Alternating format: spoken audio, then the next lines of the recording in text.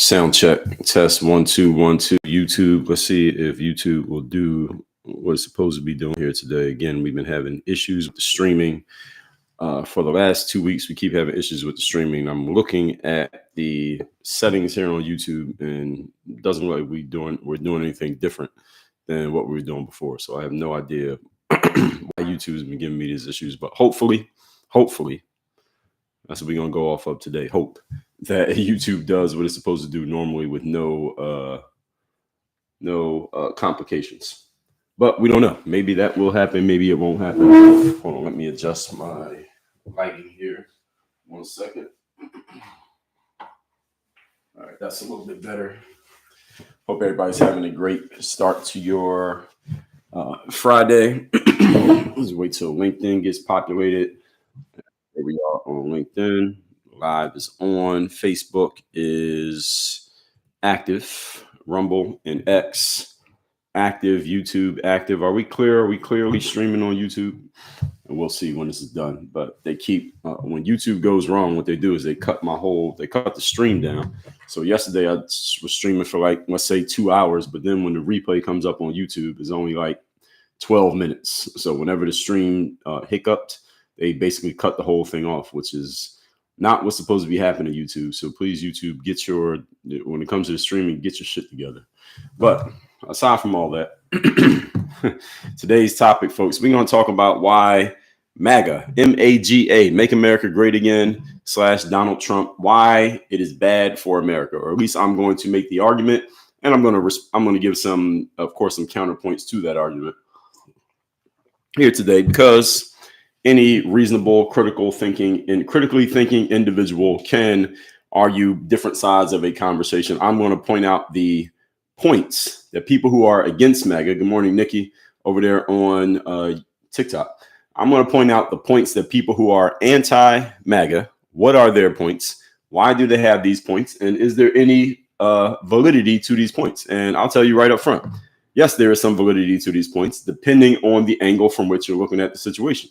So if you look at the situation in a certain way, for example, just to give you a basic example, if you are a gazelle, you may be anti-lion. Why do gazelles not like lions? Because lions hunt gazelles, take their lives away and eat them. So gazelles have a big problem with lions. But on the other hand, if you're a lion, you love gazelles. Why do you love gazelles? Because gazelles provide food for you and your family. So depending on your angle and the reason why you have your angle, you can have a legitimate reason to feel one way or another way about the exact same situation.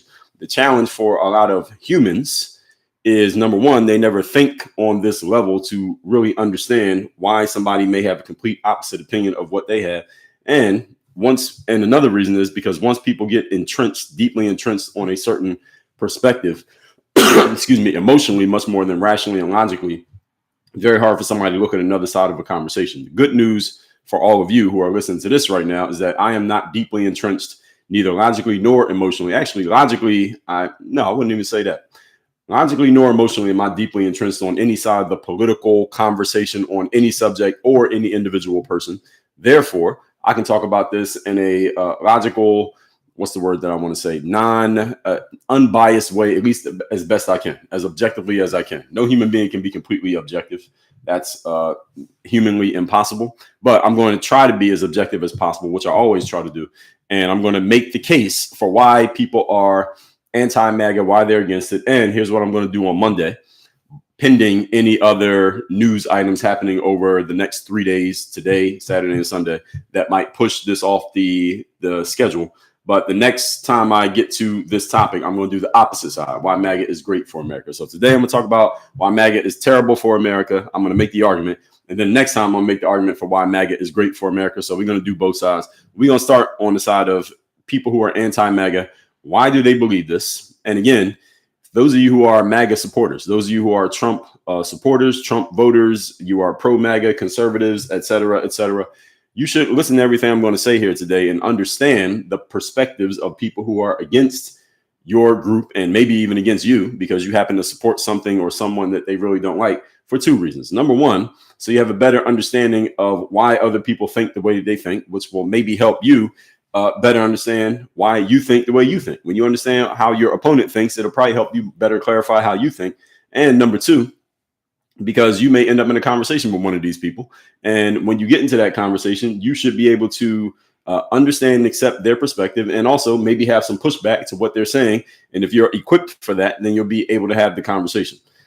What I find in our world here today, one of the reasons that our society is going in the wrong direction is because I talked about this yesterday on my live. It used to be that if people disagreed on the subject, you would bring those people into the square and you would have a conversation about why we disagree.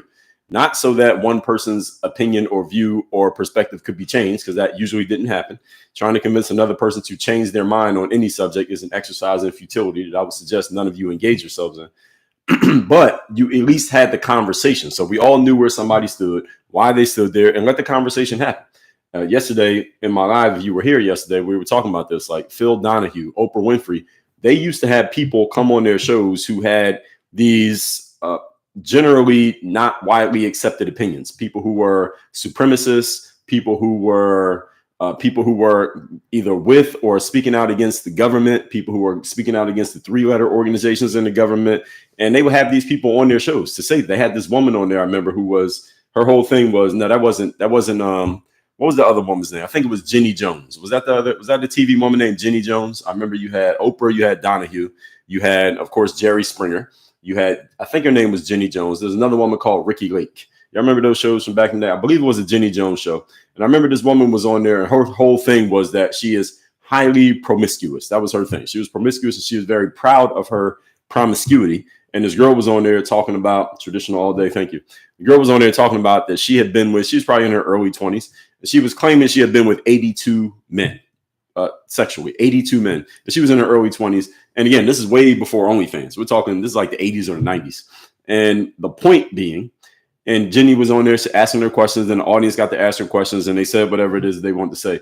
The point being that even though this woman had a lifestyle, or at least she was claiming a lifestyle, and she was doing things that most people did not agree with, most of the people in the audience probably did not agree with anything this woman was doing, saying, or why she was doing it, they still had her on the show and let her say what she wanted to say.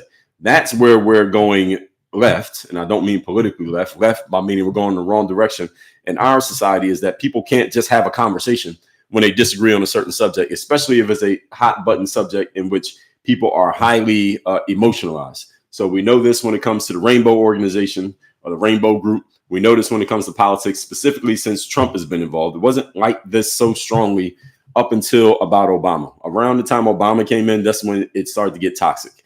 And then when Donald Trump came in, it became extremely toxic, and is not because of Obama, it's not because of Donald Trump, it's because of people's reactions to them. So we cannot blame the politician. We blame the humans, the citizens, the voters, because it's you and I's reaction to these people, and the reaction to the reaction, and then the reaction to the reaction to the reaction, the ongoing conversation. That's a breakdown in society's ability to converse with each other. That is not because, and we are not going to blame any one individual on any of these things, because we are the ones doing it. So any of you who gets on the internet, whether you're reading articles, blog posts, or you're on social media, and you have an issue with the way conversation is going these days, discourse is going these days, and you feel like it's going in the wrong direction, well, we have to start in the mirror. Now, I'm not saying you personally, but I'm saying you, me, and everybody else who has these conversations, we're the ones who are driving this conversation. The mainstream media can say what they want to say, but you don't have to accept it. You don't have to take what they say and go repeat it. You can say, okay, what they're saying is ridiculous. I'm not going to take that line of reasoning. I'm going to go a different direction, even if they're saying something that you generally agree with directionally. So if you generally disagree with Barack Obama, and then someone in the mainstream media who didn't like Obama also was trashing Obama and taking it maybe further than need to be taken, you did not have to borrow that talking point and go use it. Same thing with those of you who are against Donald Trump. If you don't like Donald Trump, and there's someone in the mainstream media, like we've been talking about, Joy Reid, we talked about her yesterday, and the race hustlers and the people who are just anti-Trump, Democrats, Republicans, and all of his enemies, of which there are many, and they are being very hyperbolic in their negativity about Donald Trump, and not even telling you the truth, but just telling you anything that makes you feel good, that satisfies your ego and emotions of negative energy towards Donald Trump. You don't have to borrow that and do the same thing just because they're going in the same direction as you.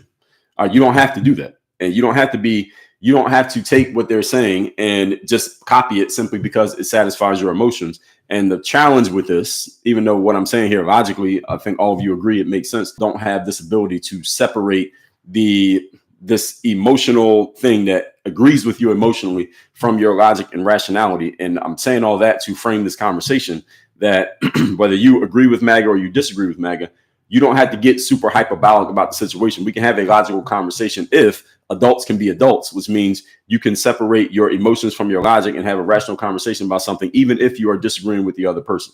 So I am trying to do my contribution to society here and help you all be able to do this between this stream that I'm going to do here, why MAGA is bad for America, and the one where I'm going to do why MAGA is great for America. That one is coming in the future, maybe on Monday, maybe later, depending on what may jump into the news cycle. So let's get into these points. Let me see how many points I have here, because I have several, 6, 7, 8, 9, 10. I think I got 10. I got 10 points on each side. So we're just going to do the terrible side today, and then the next stream we'll do the other side. So number one, why MAGA is terrible for America. If someone hates MAGA and they hate Donald Trump, what are their reasons? Number one reason is that they believe MAGA has a polarizing leader who has created or has led to or who has contributed to more division amongst citizens. This is the number one talking point against MAGA / Donald Trump, this one right here. That this guy is a polarizing person, Donald Trump that is, and his presence creates division amongst Americans. Now, here's my response to this. I do not believe, and I didn't even introduce myself. I'll do that in a second. I don't believe that Donald Trump is attempting to be any more polarizing than any other politician. I don't think that he is. Now, of course, people will say, well, he is, because he said this, he said that, he said third. I think he's doing what he's supposed to do, which is selling his ideas, which is what every politician has to do. He may even be selling his ideas harder than most politicians do, which makes perfect sense, because who is Donald Trump? Donald Trump is a salesperson. He built his brand and he branded himself to the point that everyone knew what his name was before he even got into politics. He was on television. Everybody knew who he was. Everybody had an opinion about him on some level. That's because he's a salesperson. Most politicians, or at least the people who are run for president, most of them don't have too much of a background doing much of anything else other than being in politics. At least you'll say the last 30 years. Most of these people are only politicians. What was Bill Clinton doing outside of politics? Who did he beat in 92? George H. Bush, the older Bush. What was he doing outside of being in politics? George W. Bush, Al Gore. Who was after that? Kerry. Who was after that? Obama and McCain. After that was Mitt Romney. He did some business. And then after that was Hillary and Trump. And then you got Biden and you got Kamala. What has any of these people done that is outside of being in politics? Not much. The point being, Donald Trump has been a salesperson and was whether you believe he was successful or not, however you define the word, he was a well-known businessman. And to be in business as an entrepreneur, you must be able to sell. So he was able to sell to the level that everybody knew what his name was. So whether you don't like his business deals or he had this many bankruptcies, et cetera, you knew his name. And there's a lot of people out there who want their names known who are not known. So that's we have to give him that credit again, even if you dislike Donald Trump. So again, one thing that I said yesterday, and this is the thing about Trump. Actually, I don't know if I said it on my live stream. I might have said it when I was recording my masterclass. Donald Trump is very good at drawing a clear line between himself and the enemy. And again, I want all of you to understand this. Donald Trump did not create this. He did not make this up. He is not the first one to do it. He may have done it in such an outward way to where it's very clear that's what he's doing. And he didn't pretty it up. He did not package it in softening language that made it seem like it was virtuous. He just said it straight up because that's just the way he talks. Barack Obama did the exact same thing. He just did it in a way that seemed it was more flowery, but he was doing the exact same thing. And you can't notice it as well with Obama for two reasons. Number one, if you're a fan of Obama, then you ignored it, or you didn't even try to notice this. Or number two, because Obama speaks in such a different way than Trump. Trump is a more brash and direct speaker, where Obama is more eloquent and he uses more, let's just say, flowery language, for lack of a better term. But they both get their point across to different people for different reasons, but they both end up in the same place, and they both won 2 elections. So again, you can't say one is better than the other because they both got the same outcomes. We're not judging better based on your personal feelings about them. We're judging it based on outcomes, because for those who do not know, I run a company called Work on Your Game, and our business is all focused on people's understanding that this is a performance and a results-based business.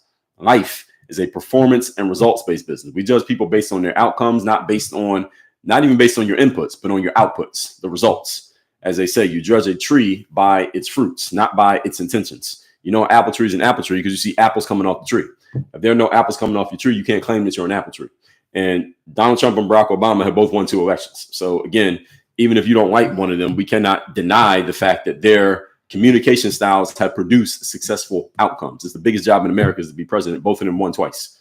You can't knock that, regardless of how you feel about the individuals. So I believe Donald Trump is very good at drawing a clear line between himself and his enemy. That's what he does very well. And the thing about Trump that makes people so reactive as opposed to other politicians, because they all do it, what makes Trump different is that he does it in such a direct and brash way that he is not playing the politically correct game that most politicians play. He is not trying to be politically correct because he's not a politician. This is the biggest challenge that Hillary Clinton ran into when she was running against Trump in 2016, is that she was following the rules of decorum that politicians usually follow. And there's a reason why she was following those rules, because Hillary Clinton is a lifelong politician. What else has Hillary Clinton done other than be a politician? I don't know. I can't name it. Whatever it is, I don't know about it, because all she's done is be a politician. And that doesn't necessarily make her a bad person. This is one of the, it is a reflection of the fundamental flaw of the American governmental system, is that you have people who can be in politics their entire lives. Therefore, they start prioritizing saving their careers over serving the people who they are claiming to be serving and who they've been elected to ostensibly serve. Many of them end up choosing their own personal, basically saving their asses over serving the people. That's a different conversation. We'll have on a different day. But the fundamental flaws in the American political system. But Hillary Clinton, being a lifelong politician, she followed the rules of politics. She did exactly what she had been trained to do her entire life. And had she been running against someone other than Donald Trump, I think she probably would have won in 2016. Was she running against anybody other than Trump, she would have won. If she was running against Mitt Romney, I think she would have beat Mitt Romney. And there hasn't been anybody after Romney. Who was before Romney? And Republican side, McCain. I don't know if she would have beat McCain. I think she would have beat John Kerry. I think she would have beat most of them. The reason that she couldn't beat Trump is because Donald Trump just he took the rule book and threw it in the garbage. That's what he did. He threw the rule book in the garbage. He was not being politically correct. And a lot of Americans, about half of Americans, heard him going against the grain. I'm going to answer all questions and comments about it at the end of the stream, by the way. Half of Americans who didn't like Trump and didn't like the idea of Trump or thought it was ridiculous that he was even running. Like, how is this guy who's never been in politics going to run the country? When they saw him throw the rule book out, they were outraged at the fact that he threw the rule book out. And then half of Americans saw him throw the rule book out, and they were overjoyed that he threw the rule book out. And what's the difference? Well, there was half of Americans who wanted things to keep going the same way they had been going, as Donald Trump called it, politics as usual. Hire another lifelong politician to be in politics, like to be the president, like Hillary Clinton. And because it was a woman, and because she comes from the stock of being with Bill Clinton, who was already president for 2 terms. And there were other people in America who said, we absolutely don't want politics as usual. We want to drain the swamp. We don't want to keep doing the same things. There's a bunch of people in America who it seems like, not America, but a bunch of politicians in America who seems to only care about a certain group of Americans, generally referred to as the coastal elites. So these are people in California on the West Coast and people on the East Coast, New York, Philadelphia, all the big cities up and down the East Coast. And then all of us in the middle of the country. I'm not saying this is 100% black and white how it was, but a lot of people in the middle of the country respected and appreciated the fact that Donald Trump spoke up and said what he said, because he was finally recognizing these people in what they call the flyover states that generally it appeared, and these people absolutely felt like they were being ignored by politicians in the United States. They felt like these politicians are only doing things to serve the people who they know and are connected with, which are the people on the coasts, and they're ignoring everybody else in the middle of the country as if these people don't exist. And Donald Trump spoke to the beliefs that these people had, and he articulated them in such a clear way that these people immediately were galvanized to support him, and they've been supporting him for the last 10 years. All right, that's the reason why Donald Trump is successful in politics, because he draws a clear line in the sand, and he does not care about playing the political game of saying it, quote unquote, the right way. And this is how he broke the mold, and he did it so well. And this is the thing about Donald Trump. This is not a tactic for Donald Trump. It's not even a strategy for Donald Trump to do this. What I just explained. This is not a strategy. A strategy is something that you have to install and think about, and then you have to execute it. This is just who he is. This is just the type of person he is. This is in his bones. This is not in his head. And there's a difference. You see, if I take everything about Donald Trump's communication style and I gave it to you and I wrote a whole book about it and made a whole system out of it and a manual and gave it to you and said, all right, you need to start doing this, you had to think about it. You had to remember to do it because it goes against your natural instinct of how you communicate. Donald Trump is not going against his natural instinct. This is the way he naturally talks. This is just his natural thing. And this is why no politician has been able to beat him ever since he stepped into the political realm. When I say beat him, I don't mean necessarily the election. We know in 2020, Biden became president. What I mean is no one's been able to undermine his style. Nobody's able to beat him at his own game and outdo him at this. Look how many people have tried. Hillary Clinton tried. A bunch of Democrats and Republicans who didn't like him and still don't like him, they've tried. None of them have been able to do it. Even the Republican Party. He's won 3 straight Republican nominations. No one has come close to challenging him for the nomination. Did anybody even try in 2024? Anybody even try to run against him in 2024? Anybody try to run against him in 2020? They didn't have a chance. Remember how it started, right? Remember 2015 when he had that infamous what was that even called? Was it just a conversation or a debate? When it was like 15 people trying to run for the Democratic place. You had Rubio, you had Jeb Bush, you had who were other people running? I don't even remember. We don't even remember who most of them were. You had Ted Cruz, a bunch of people who were trying to run for that Republican nomination. And Donald Trump just took all the air out of the ball. He just sucked all the air out of the room. And it was very clear after that first debate that Megyn Kelly was moderating that he was going to be the guy. And he just ran over the Republican Party. And no one even tried to challenge him since. It's been 10 years. Why? Because he has a style that they can't beat him at that style. And all these politicians, even the Republicans, they are still playing the political game and doing things by political rules. And there's a reason why they're doing that. For 2 reasons why they're doing it. Number one, they are trained politicians. Most of them have never done anything other than be politicians. A handful of them have been lawyers, and then they go into politics. A lot of them who've done anything other than be a politician, they've been a lawyer. And here's the thing about being a lawyer. I'm not a lawyer. I just play one on TikTok because every day somebody asks me if I'm a lawyer. I'm not a lawyer. Here's the thing about lawyers is that they operate by a certain code of conduct as well. There's a certain level of discourse that is accepted, certain things you do and certain things you don't do when you're a lawyer. And that's the reason why there are so many people in the government, the federal government and local governments who have backgrounds in law and having law degrees is because there's a certain line of decorum that you follow when you're a lawyer. And also because a law degree seems to be for a lot of people, and it is actually not even seems, well, it seems before you get into it, but it is a very structured, being a lawyer is a very structured path to follow, a very structured career. There's a very structured process to becoming one. And there's a whole lot of structure you follow even once you become one. So, and it's also looked at as a pretty safe and sound way of having the type of lifestyle that you want to have. You can make a good amount of money, raise a family, raise your kids, and live pretty well being a lawyer. Or so I've heard. And this is the reason why you see so many people in politics have law backgrounds, is because politics is extremely structured. There's a certain framework you have to follow, certain rules you can not violate, and certain things you have to do. It's the same thing in the legal profession. That's the reason why you see so much overlap. And so many of these people have backgrounds in law, from Obama to, I believe Hillary Clinton has a law degree, or she was working in law. So many people. Donald Trump broke the complete mold because he's none of these things. And he just outdid them he didn't beat them at their own game. He created a new game and beat them at that game. And none of them know how to play that game. And they can't, even if they tried. There's a problem. They couldn't do it even if they tried, because it's just not in their wiring. It's in his wiring, it's in his DNA. And listen, if there weren't people in America who wanted to hear what he was saying and go along with what he was doing, he would have lost. I thought he was going to lose in 2016. I thought he was just doing it to get some attention, and he was going to lose, then he'd go back to doing TV. That's what I thought was going to happen.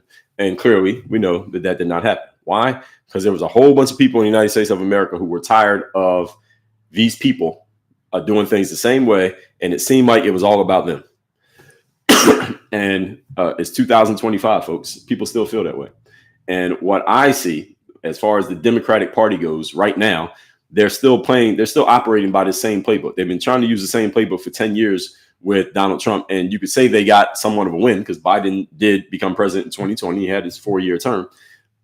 The problem is they're still operating by this playbook. But even after Trump is gone, there's not going to be another force as galvanizing as him in the Republican Party. I don't care who it is, J.D. Vance or anyone else. There's no one going to be like him to step into that space on either side of the political aisle. However, the wreckage that he is leaving in the Democratic Party is still going to be there even when he's gone. the fact that he's exposed the hypocrisies of the Democratic Party, the mainstream media, how they are just all about serving. It seems like they are about serving themselves, and how they are ignoring a huge percentage of Americans just to focus on the things that they want to focus on. Those beliefs are not going to go away just because Donald Trump's not there anymore. He may not be the one saying it anymore, but it's already been implanted in somebody's mind. As they say about the human mind, once something is inserted into the mind and it expands, you can't shrink it back. Once people understand something, you can't take that back. Once they know it, you can't get them to unknow the thing that they know. And this is the issue that the Democratic Party has. This is a different conversation, but moving forward, we will see. Let's move on to my next point. Why people are against MAGA and Donald Trump. What are some valid reasons that they have? Next one. Economic inequality and policies that tend to favor the wealthy. Now, this is where you saw Kamala Harris, who I didn't mention earlier when I talked about politics as usual politicians. Kamala Harris is another person with a background in law. She was a prosecutor, which means she was working for the government. And then she got into everything else she did. Her whole life, she's been working for the government. She has no other skills and no other professional abilities other than working for the government and having a law degree, all right, which is you basically call them the same thing as far as I'm concerned. Now, these economic equalities, policies that favor the wealthy. Kamala Harris used this a lot when she was campaigning against Trump. Hillary Clinton used it a lot as well. Joe Biden, he used it. I can hardly remember Joe Biden's voice and what he sounds like. It's been so long since we heard him talk. Different conversation that we probably don't even need to have. But Hillary Clinton did that a lot in the 2015-16 campaign. And Kamala did it a lot in 2024, saying Donald Trump just wants to help out his billionaire friends. And both ladies repeated this phrase so often that it appears to me that their strategic teams told them that this is one of the best points to use against him. Excuse me. He's only going to help his billionaire friends. He's only going to help rich people. He's not going to help the everyday person. Here's the fundamental flaw with this argument is that people ignored it the first time. Why was Kamala still using it again, damn near 10 years later? Why was she still using this? It clearly didn't work the first time they tried it. And people don't believe it. That's the other issue. People do not believe that Donald Trump is only trying to help rich people. They don't believe it. Didn't they see the election outcome in 2016? And do you not see the people who support Donald Trump? Do you not see who showed up in Washington, D.C. on January 6, 2021? Was that a bunch of billionaires?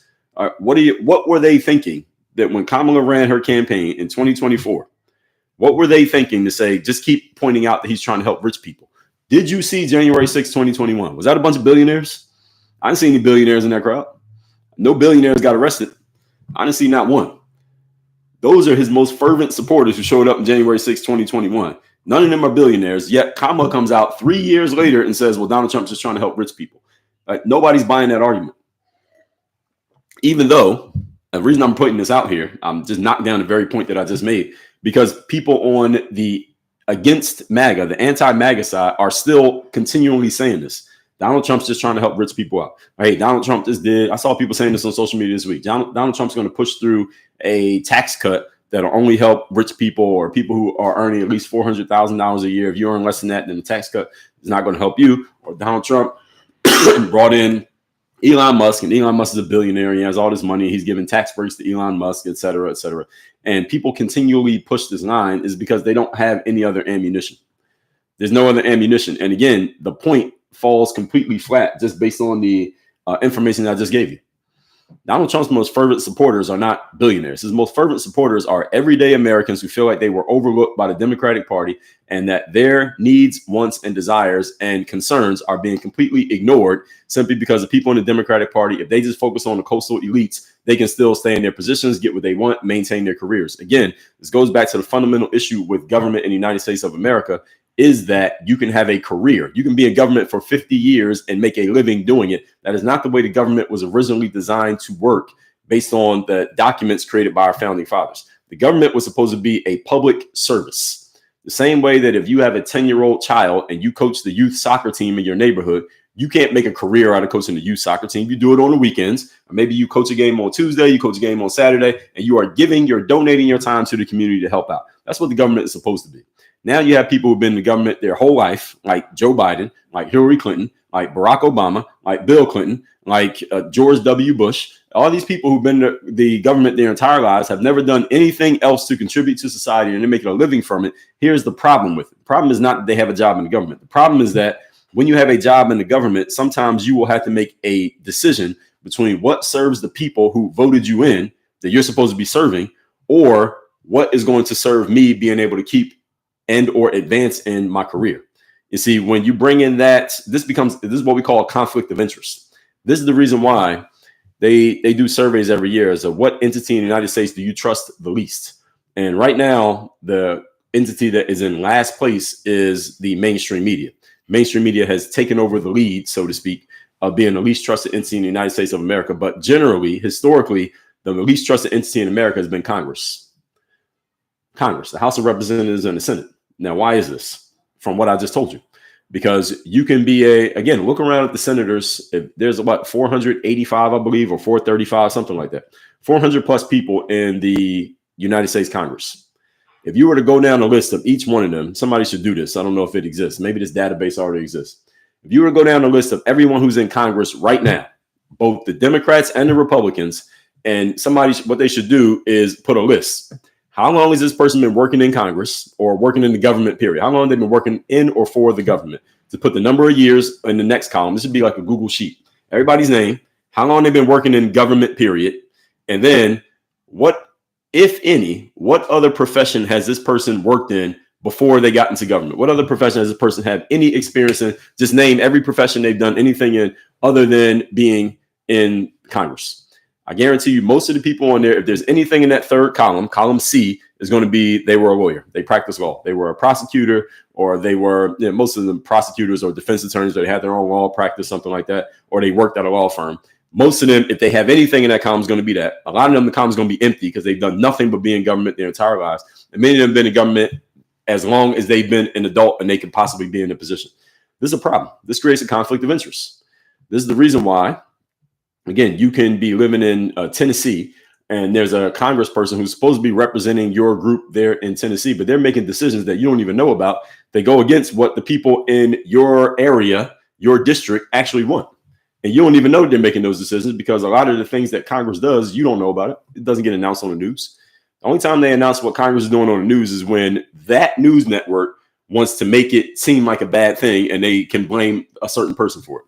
This is what you all have to understand about the mainstream media. Mainstream media is not in the business of telling you the truth. They're in the business of keeping your attention, acquiring and keeping your attention. And whatever they can do to do that, that's what they do. They're not in the business of telling you the truth. And we understand this now. I was just listening to Joe Rogan's show. He had an interview with Mark Zuckerberg that came out probably about a month and a half ago.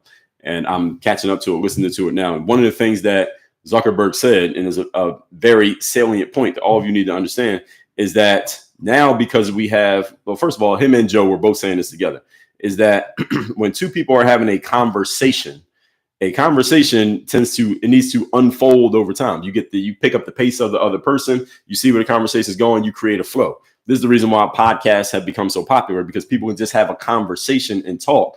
And it's not like, all right, we only got 30 minutes and then you got 8 minutes of commercials. So there's only 22 minutes and 3 segments. I'm going to ask my questions, interrupt you. And that's the way mainstream television works. And people are tired of it because now we have an alternative. Now, we enjoyed it when we didn't have another option. Now we got other options. Now you can listen to Joe Rogan talk to somebody for 3 hours. And all other people who have podcasts, or you listen to somebody kind of monologue like I do for an hour or so, then take questions. But there's a different level of engagement here. And at the same time, when you have people who have their own independent platforms, you have a belief that at least they're trying to tell you what they truly believe. They're not doing what their boss is telling them to do. Now, again, you could be listening to me right now and completely disagree with everything that I say. But one thing you cannot say is that I'm saying something based on somebody else telling me to say it. You can't say that because I'm an independent platform. I'm owned by nobody. I don't receive a paycheck. I have no W-2s to file. I'm a business owner. So everything I'm telling you is what I actually think. Whether you agree with it or not is a different story. But you cannot say that somebody's telling me to say this because they're not. If I receive a check from the Democratic Party or the Republican Party, please tell me where they sent it because I ain't got it. I never got it. And when you're listening to people who are on mainstream platforms, they all have bosses. They all have bosses. They're being told what they can say and what they can't say. They're being told what angles they need to take. And it's not like every day they sit down, you take Rachel Maddow on MSNBC. Not like every day she sits down with the bosses and they say, all right, this is what you need to say, Rachel. No, she understands the job. She understands who she works for. She understands who is buttering her biscuits, so to speak, who's paying her check. She understands that. So she knows, okay, if I'm going to keep the job working at this organization, all right, here are the type of things that I need to say. And no matter what happens in the news, here's the angle that I need to take to satisfy the people who are writing me my check. She knows that very well. And the people on The View, Whoopi Goldberg and Joy Behar and whoever else is on that show, what's the other one's name? Sunny. They know exactly what angle they need to take on everything. And they just come up with, they sit down in their production meeting. For those of you who don't know how mainstream TV works, there's always a meeting. Before the TV show actually records and airs, all the people who are on the show sit down in a production meeting and talk about, all right, here's what we're going to talk about today. We're going to talk about this. Okay. And everybody throws in their 2 cents. I'm going to take this angle. I'm going to say this. So even on sports talk, so Stephen A. Smith and Skip Bayless back in the day, all right, LeBron did this. So Stephen A. is like, all right, I'm going to take this angle, and Skip said, I'm going to take this angle. All right, and that's going to make for a good debate. And then we're going to go do it on the show. So you already got an idea what the other person's going to do before you get on. They sit down and have these meetings every single day. So if you sit in a production meeting while you're on MSNBC and you say, well, hey, I think what Donald Trump did here was actually a good thing because of ABC, the people in the production meeting going to be looking at you crazy. Like, do you know where you're working at? You know where you at? You know what show we're having a meeting about? You can't say that. Or somebody's going to call you out of the room, have a little conversation with you, and you're going to come back in and you're going to have a different angle. That's how it works when you work in mainstream media. You can't just say what you want to say. You don't have free speech when you work at MSNBC. You don't have free speech when you work at Fox. You say what they want you to say. And again, they will allude to it. They may not come out and say, hey, you must say this, because that could be used against them in court. But you understand where you're at, right? And you understand if you violate the rules where you're at, you won't be there anymore. So it's an unspoken conversation taking place, and people understand this. So anyway, back to what I'm talking about here. They say that Donald Trump's position as he's trying to help his billionaire friends was a nonsense point. That, again, they tried it and it failed, but they keep doing it. That Donald Trump did not create the income gap that exists in America. So we all know there's an income gap, there's a wealth gap, there's a resource gap. We know these gaps exist. They have always existed. They have become exacerbated over the decades. So some people say, well, people in the government or people like Donald Trump or quote unquote billionaires, and I always put billionaires in air quotes when I say billionaires because people use this as a pejorative, like these people are bad. And the reason that you're broke and living check to check is because billionaires exist, which again makes no sense. Let me explain to you why the economic / wealth gap / resource gap exists in the United States of America and in other countries in the world, and why it will always exist. And let me tell you something else that might be good news or bad news for you, depending on how you see yourself. The gap in resources between one group and another group in the world will continue to expand. The gap's going to get bigger. It's never going to get smaller. Actually, it could get smaller. The only way it can get smaller is if we had complete anarchy in the world and all governmental systems collapse and your money means absolutely nothing and we have complete savagery in the streets. In that sense, then we can start back at zero. All right, so how many of you ready for something like that? How many of you are Second Amendment and you adhere to the Second Amendment and you're ready to use that thing? How many of you can physically fight? Any of you who can't answer yes to either one of those questions, you don't want anarchy, okay? Or you're married to or you live with somebody who will defend you by using their Second Amendment rights and or physically fight. Any of you who can't answer an affirmative to those questions, you do not want anarchy. Even if you can, you don't want anarchy. Because just because you got one doesn't mean somebody else doesn't have one. Just because you use the Second Amendment doesn't mean somebody else doesn't either. All right, so you're putting everything at risk in that situation. So you probably don't want that. And I'm saying all that to say this. The reason why the gap, the wealth gap, the resource gap, the income gap, whatever gap you want to talk about exists and it continues to expand is not because of the government. It is not because of the government. It's not because of inflation. It's not because of the Federal Reserve Bank, which is not federal. There are no reserves and it's not a bank. And it's not because of Donald Trump. It's not because of Joe Biden, not because of Kamala Obama, Democrats or Republicans. It's because of human nature and human behavior. All of you have heard of the phrase, the rich get richer and the poor get poorer. All of you heard of that before, right? Now, that's a cliche, but it's also true. Now, why is this cliche true? I did a whole episode on this on my podcast, by the way. I have a show called Work on Your Game. Comes out every day. You can find it on Apple, Spotify, YouTube, etc. And the reason why this happens, the reason why the rich get richer and the poor get poorer, is because people who are rich, whatever you consider to be rich, and this doesn't even have to apply to money. Metaphorically, you can apply this to anything. So rich can be people who are in solid, happy relationships. Rich can be somebody who's in good physical shape. Rich can be somebody who has a lot of money. Whatever rich is, meaning they're doing well in a certain area. All right, people who are doing well in any area, you know how they came to the point of doing well? And you know why they continually do well? Because they have habits that have led them to that outcome and they continue to execute those habits, which means if someone is rich, the habits that they use to get rich, they keep using those habits and they just get richer and richer and richer. That's the way it works. Someone who's in great shape There are certain things that they did. If you go to the gym and you see somebody who's in great shape, like I was in the gym this morning, there's people in there I see all the time. There's a guy in there I see every time I'm in there. I see him. We're not using the same stuff, but I see him lifting weights, and he seems to know everybody in the gym. Everybody knows him, and he's probably 45, maybe 50 years old. But he's in really good shape. He has big muscles, and I can tell he's in shape, and I can tell he gives a damn about taking care of his body. He didn't get there because he just woke up that way. He didn't inherit that from his parents. He has to go to the gym and work out. So he has certain habits that lead to him being in that same shape, and he continues to execute those habits. Therefore, his shape continues to get better and better and better. And as he gets older and more men fall off, he stays in great shape. So the gap between him and other men his age continues to get bigger. Why? Because of his habits. Same thing when it comes to money. Now, on the flip side, what about poor people? And again, when I say poor, this does not necessarily need to mean money. Poor could be somebody who's in terrible physical shape. Poor could be somebody who has no quality relationships. Poor can be somebody who's just intellectually shallow because they don't, and I'll explain why they're intellectually shallow, and they stay that way. Why do the poor get poorer? The poor get poorer because there are certain habits and lifestyles and mindsets that they were already using that got them to be poor in the first place, or maybe they inherited it from somebody else. Some of you who are listening to this, maybe you consider yourself poor. And one of the reasons you may be poor is because you inherited that poor mentality from your parents. They taught you how to be poor. You just kept following it. You haven't broken the cycle. So you're poor just like they were. And your kids may be poor if you don't break the cycle. And Coach Deb said the compound effect. Exactly. There's a book by, I believe it was Darren Hardy who wrote that book, The Compound Effect. Compound effect just means whatever you're already doing, you keep doing it. That's it.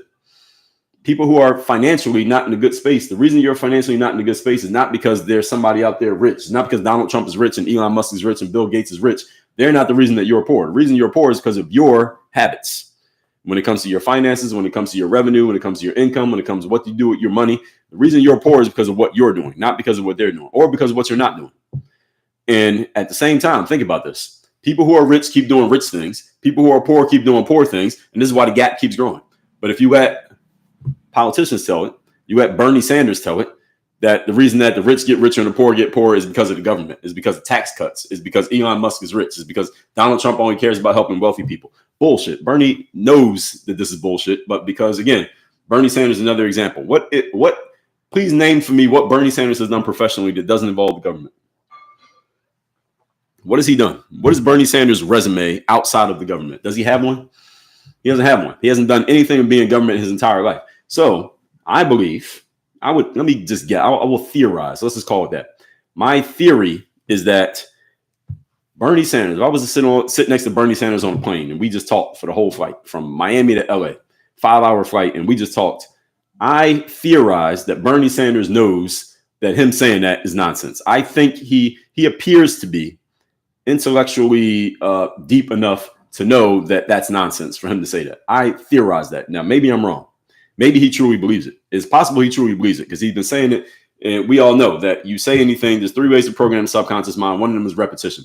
And another one is immersion. Another one is emotionalization. Bernie has repeated this over and over again. He's immersed in it. And I believe he's emotionally connected to the idea. So maybe he truly believes it. Maybe I'll find out that he truly believes that this is the reason why there's a wealth gap in America. And the point being, this is nonsense. He knows it. I believe he knows it's nonsense. Maybe he doesn't. But the reason why he has to continually push it is because if Bernie Sanders was to come out to the public and say what I just said, explaining why the rich are rich and why the poor are poor, let me ask you a question. How many votes would he win? How many elections could he win doing that? Well, he tried to run for president a couple of times, and you may have your own theories on what happened the times he tried to run for president, didn't win. If he went and announced that to the world, he's not winning an election. If I was to announce that, if I was running for any type of political office and I went and explained what I just explained to you all, why the rich get richer and the poor get poor, why there's a wealth gap in America, my career will be over politically. Why is this? Because you might be saying, well, Dre, all the rich people will actually appreciate it and vote for you. So why would your career be over? My career would be over because there are a lot more poor people than rich people. And to win an election, you have to touch into the masses, not the few. You can't talk to the exceptional few and win an election. You only talk to the 1%, you can't win.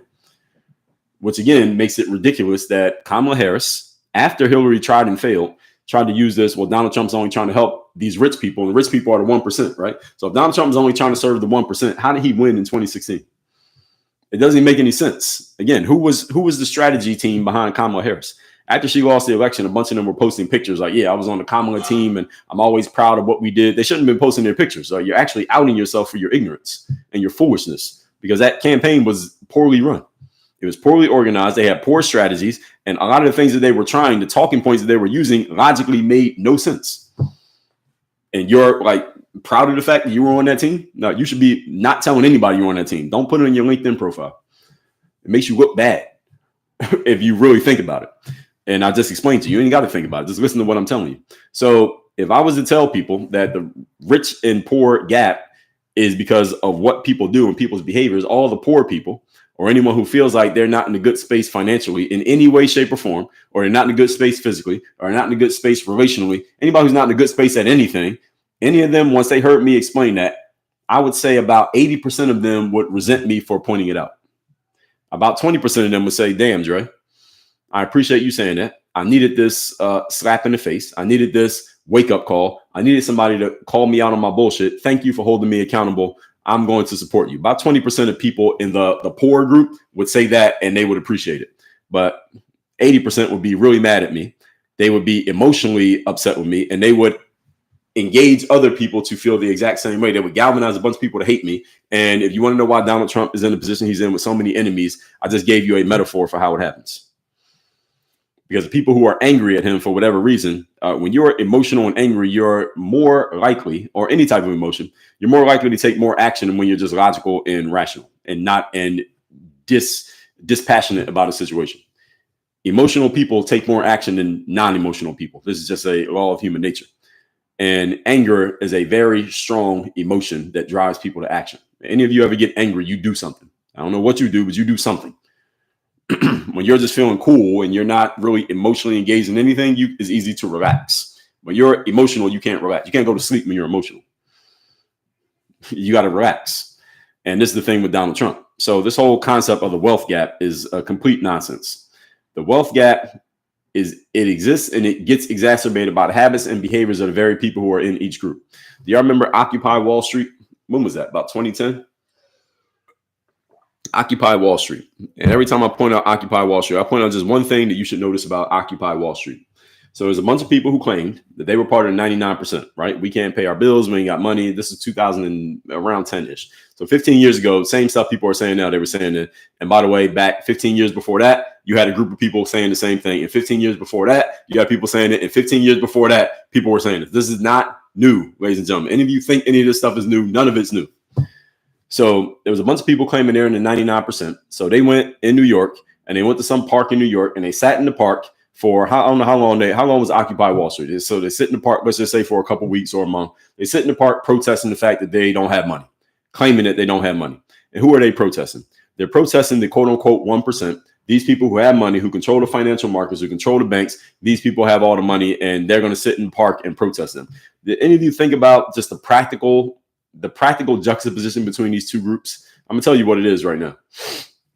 The practical juxtaposition between these two groups is that the 99% were sitting in the park during the week complaining about the fact that they don't have money, and they were protesting the 1% who were actually in the office at work working. Does it make any sense to you? Doesn't it make sense when you just think about it on a practical level? Why the 99% don't have money and why the 1% have money? All right, they're fucking working. You're sitting in the park at 3:00 in the afternoon on a Tuesday complaining about the fact you don't have money. No wonder you don't have money.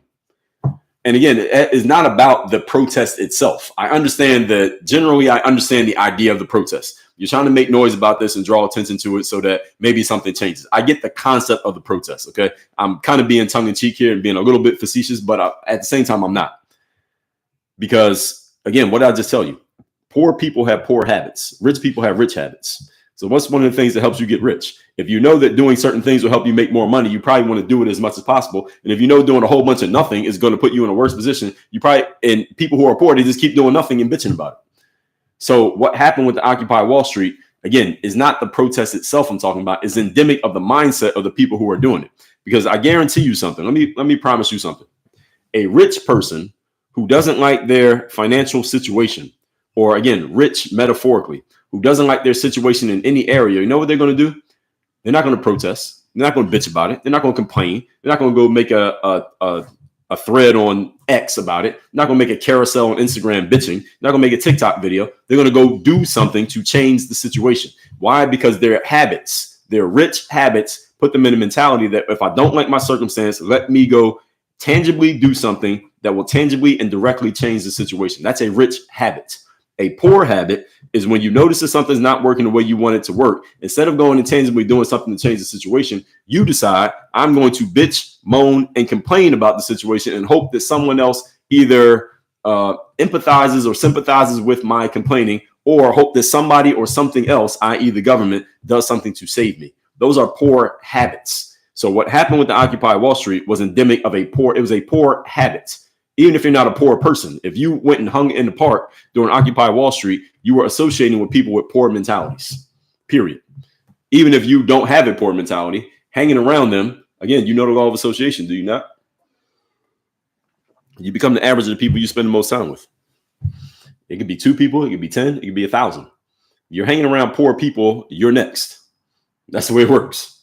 You're hanging around poor people, you're next. You're hanging around rich people, you're next. Who are you associating with? And these days, you can associate with people through the internet. So who are you listening to on a daily basis? Who are you following on Instagram? Whose posts are you liking? Are these people giving you things that are making you better, or are they making you worse?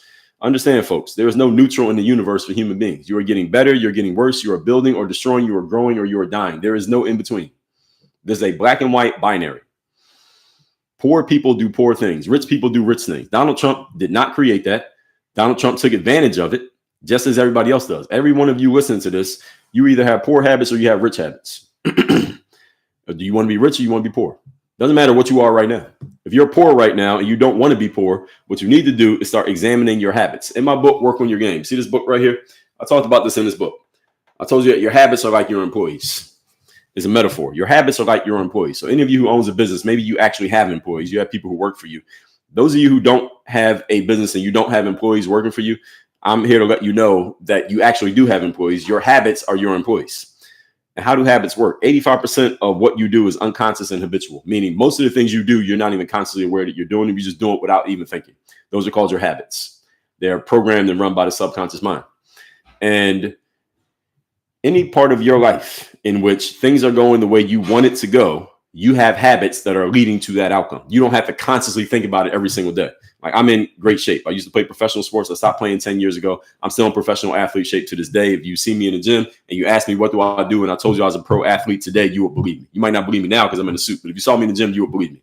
I'm not telling you that to impress you, but to impress upon you that the reason why I'm in the shape that I'm in is because of my habits. It's not because I consciously every day think, should I go to the gym? No, I don't have to think about it. I know I'm going to the gym. It's in my schedule. I already planned it out the day before. And it's the same for some of you who are in that type of shape or any other aspect of your life where things are working. So when things are working, you just need to look at the habits. Damn, how do I get things working this way? So let's say you're in really great shape, but you don't like your money situation. Here's all you do. I'm going to solve this problem for you right now. Any aspect of your life in which things are going great. Actually, let me back up. Any aspect of your life where things are not going the way you want them to go. Here's what you do. You recognize, first of all, acknowledge the situation. Things are not going the way I want them to go over here with my kids or with my spouse or with my money or with my career, or with my body or whatever it is. Acknowledge the situation. Then ask yourself the following question. In what aspect of my life are things going great? Where are things going the way I want them to go? Where is everything kind of hitting on all cylinders and is working and is going the way I want it to? Thank you for the gifts over there on TikTok. Ask yourself, where are things working? And then you get an answer. Usually, most of you, there's something in your life that's working. All right, you might have to think a little bit, but there's something where things are working. Then this is what you do. So you got the thing that's working, you got the thing that's not working. Ask yourself, what are the habits and the systems and the processes that I am following in the area where things are working? Articulate them, write them down if you must. Get very clear, conscious, because again, where things are working, you're doing this without even thinking about it. And this is the reason why you're not able to do it in all your life, because you're not even thinking about the things that are working. See, somebody who's in great shape, they don't even constantly think about why they're in great shape, because you don't have to. It's just a habit. You just do it over and over again. You go to the gym every day. You work out every day. You drink water. You eat well. You take care of your body. You don't even have to think about it. You're in great shape. But if you start constantly thinking about it, here's the things you're going to know. And then this is what you do. You figure out what all these things are, right? And then you say, okay, I'm going to take the same process and I'm going to apply it over here to my money or to my career or to my relationship or to how I'm dealing with my kids. Take the same things that are working, the same process that makes things work, and apply it to the thing that's not working. And or look at the way you're doing things that are working and look at how you're doing things in the area that's not working. You're going to notice a huge gap between the two. All you had to do is take the stuff from over here and apply it over here, and you will solve that problem. That's all you got to do. Now, I am making that seem extremely simple. And there's a reason why I'm making it seem simple, because it is simple. Now, what it isn't is easy, because the disciplines in the area where things are working may not be so easy to install in the area where things are not working. It's not impossible, but discipline takes a little bit of work. And I did a whole video on this. It'll be on YouTube in a few days. Actually, I talked about it on my podcast, by the way. It's already on YouTube. I did a 2-part series called The Real Cost of the Things That You Want, for those of you who understand this. And I'm on a little bit of a tangent here, but I'll get back to talking about MAGA in a second. But the real cost of the things you want, I talked about 6 different things. The cost of discipline. Anybody know what the cost of discipline is? Put it in the comments if you have any idea. What is the cost of discipline? If you want to be disciplined, what's the cost? What do you got to pay in order to be disciplined? Anybody know? It's one word I'm looking for. What's the cost of discipline? If you want to be disciplined, what do you have to pay in order to have it? Does anybody know the answer to this question? I'm waiting for somebody to put it out. O-Dog answered. See, O-Dog, you saw the video. O-Dog over on YouTube. He answered. He knows it. I think he saw the video. He knows the answer. And let me see if anybody over here, any of you on TikTok who didn't see the video, see if any of you know the answer. So I see hard work, happiness, attention, time, sacrifice, accountability, consistency, attention, sacrifice, consistency. I see a lot of time, deny self. All right, some of you are going in the right direction. The answer is pleasure. O-Dog answered it over on YouTube. Y'all can't see the comments on YouTube, on TikTok. The answer is pleasure. What do I mean by that? Understand that everything in life has a trade-off. There are no perfect scenarios. There are only trade-offs. Every situation in life has a trade-off. Everything in life has a trade-off. There is nothing that is perfect. So all of you've heard the phrase, the grass is always greener on the other side, right? And that's a true cliche, because when you get on the other side, you're going to realize the grass wasn't as green as you thought it was. Everything has a trade-off.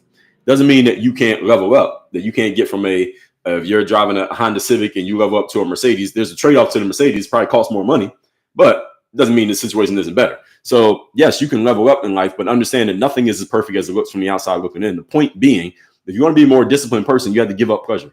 That's what it means. That's what it means. So some of you are answering with things that you get when you're disciplined. That's not what I'm asking. I'm asking for the trade-off. I'm not asking for the byproduct.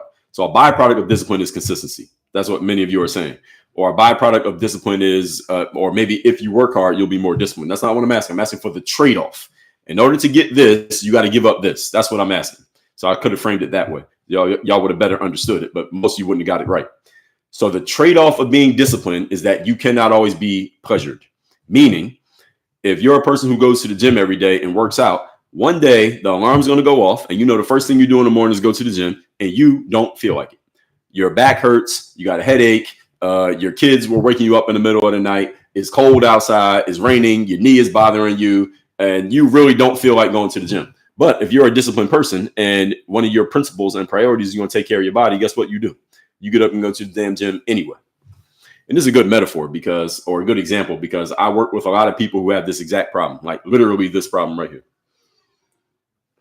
That they don't work out because they don't feel like it, because they're tired, because their kids woke them up in the middle of the night, because their back hurts. And the reason why they don't have the discipline to do this is because it's not a priority. That's the reason why you don't do it. It's not one of your principles that you have to do it. See, it's one of my principles that I have to work out every day. I don't care what's going on. I could sleep 2 hours. I'm getting up and I'm working out. Guaranteed. You don't even have to ask me if I'm going to the gym. My boxing trainer, he said that you're the only client that I have that I don't have to text them before every workout and say, hey, are you coming? He don't have to ask me because he knows I'm coming. He don't have to say nothing. We know these days I'll be there, period. And again, the trade-off of that is pleasure. I don't always feel like going to the gym. I don't feel like going to the gym today. I don't really feel like working out. I got a lot of business things I need to take care of. If I had to pick between doing the business stuff or working out, if I had to pick one, I would have just done business stuff today, not worked out. But I worked out anyway. Why? Because of my habits. So I'm saying all this to help you all understand that this income gap or wealth gap that you hear politicians always talking about, the whole concept is bullshit. It's not that there's not a gap. What I'm saying is the way they talk about it is bullshit, because the gap does not exist because of anything the politicians are doing. The gap exists because of what you're doing and what other people are doing. So you want to close that gap between where you want to be and where you are. Then you need to look at your own habits, not looking at anything outside of yourself. This is what we call accountability. It's one of the foundational pieces of what my business is about here at Work on Your Game is accountability. And people who are allergic to accountability, they tend to find their way out of my audience pretty quickly, because once I start talking like this, they realize that it's not something that they're ready for, which is fine. You have your own choice, right? That's why we got the internet, and you got a lot of options. Moving on. I'm supposed to be talking about Donald Trump and MAGA, but I had to give you that. Next, trade wars that hurt American businesses with higher costs. So this is something a lot of people don't understand about this whole, remember the whole tariffs thing with Donald Trump? And well, it's still going. And Donald Trump said this, even in his election cycle, he was talking about putting tariffs on goods that get imported into the United States, and basically putting an extra tax on companies that are importing things from outside the United States into the United States. Now, some of you may not understand this. Let me briefly explain why would he want to do this? Because Donald Trump's whole thing from the beginning was America first. All right, we all agree that his thing was America first. America first meant on several levels that he wants to make sure more Americans are having opportunities and outsourcing our opportunities to other places. So if I run a company that sells, let's say I ran this company, right, that makes the microphones. I don't think this company is even American, but let's just assume they're American. All right, they make this microphone that I'm wearing right here. So let's say we're an American company and we make these mics, but we get the microphones manufactured in another country. I got to use a country whose name I can say on TikTok. Let's say Brazil. All right, so we get our mics manufactured in Brazil. And then after they manufacture them there, they ship them over here to the USA, then we sell them to you.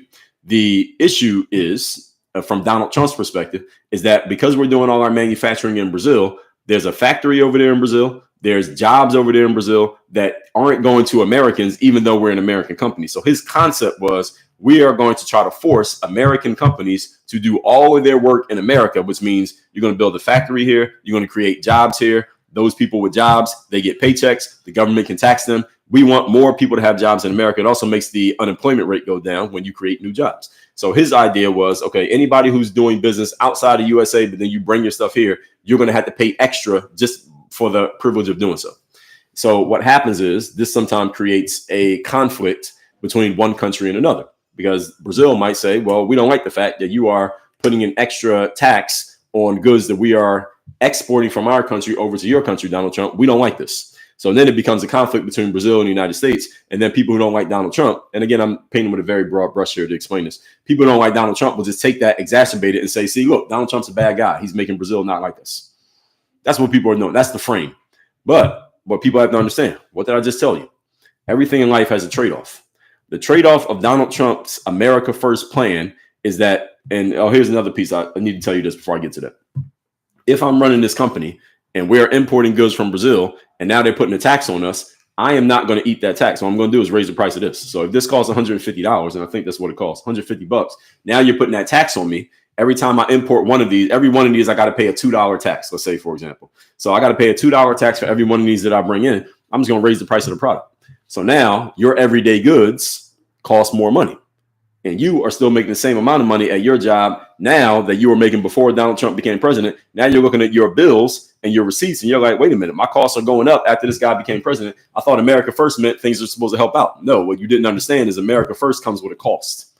The cost of America First, ladies and gentlemen, is that more things are going to be happening in America. The issue is America has a very high standard of living relative to many other countries. The reason why, as a manufacturer, I want to outsource my manufacturing, same way that a lot of Americans have assistants. Like I have a VA, I have an assistant who, actually I got 2 assistants in the Philippines, I have 1 in India.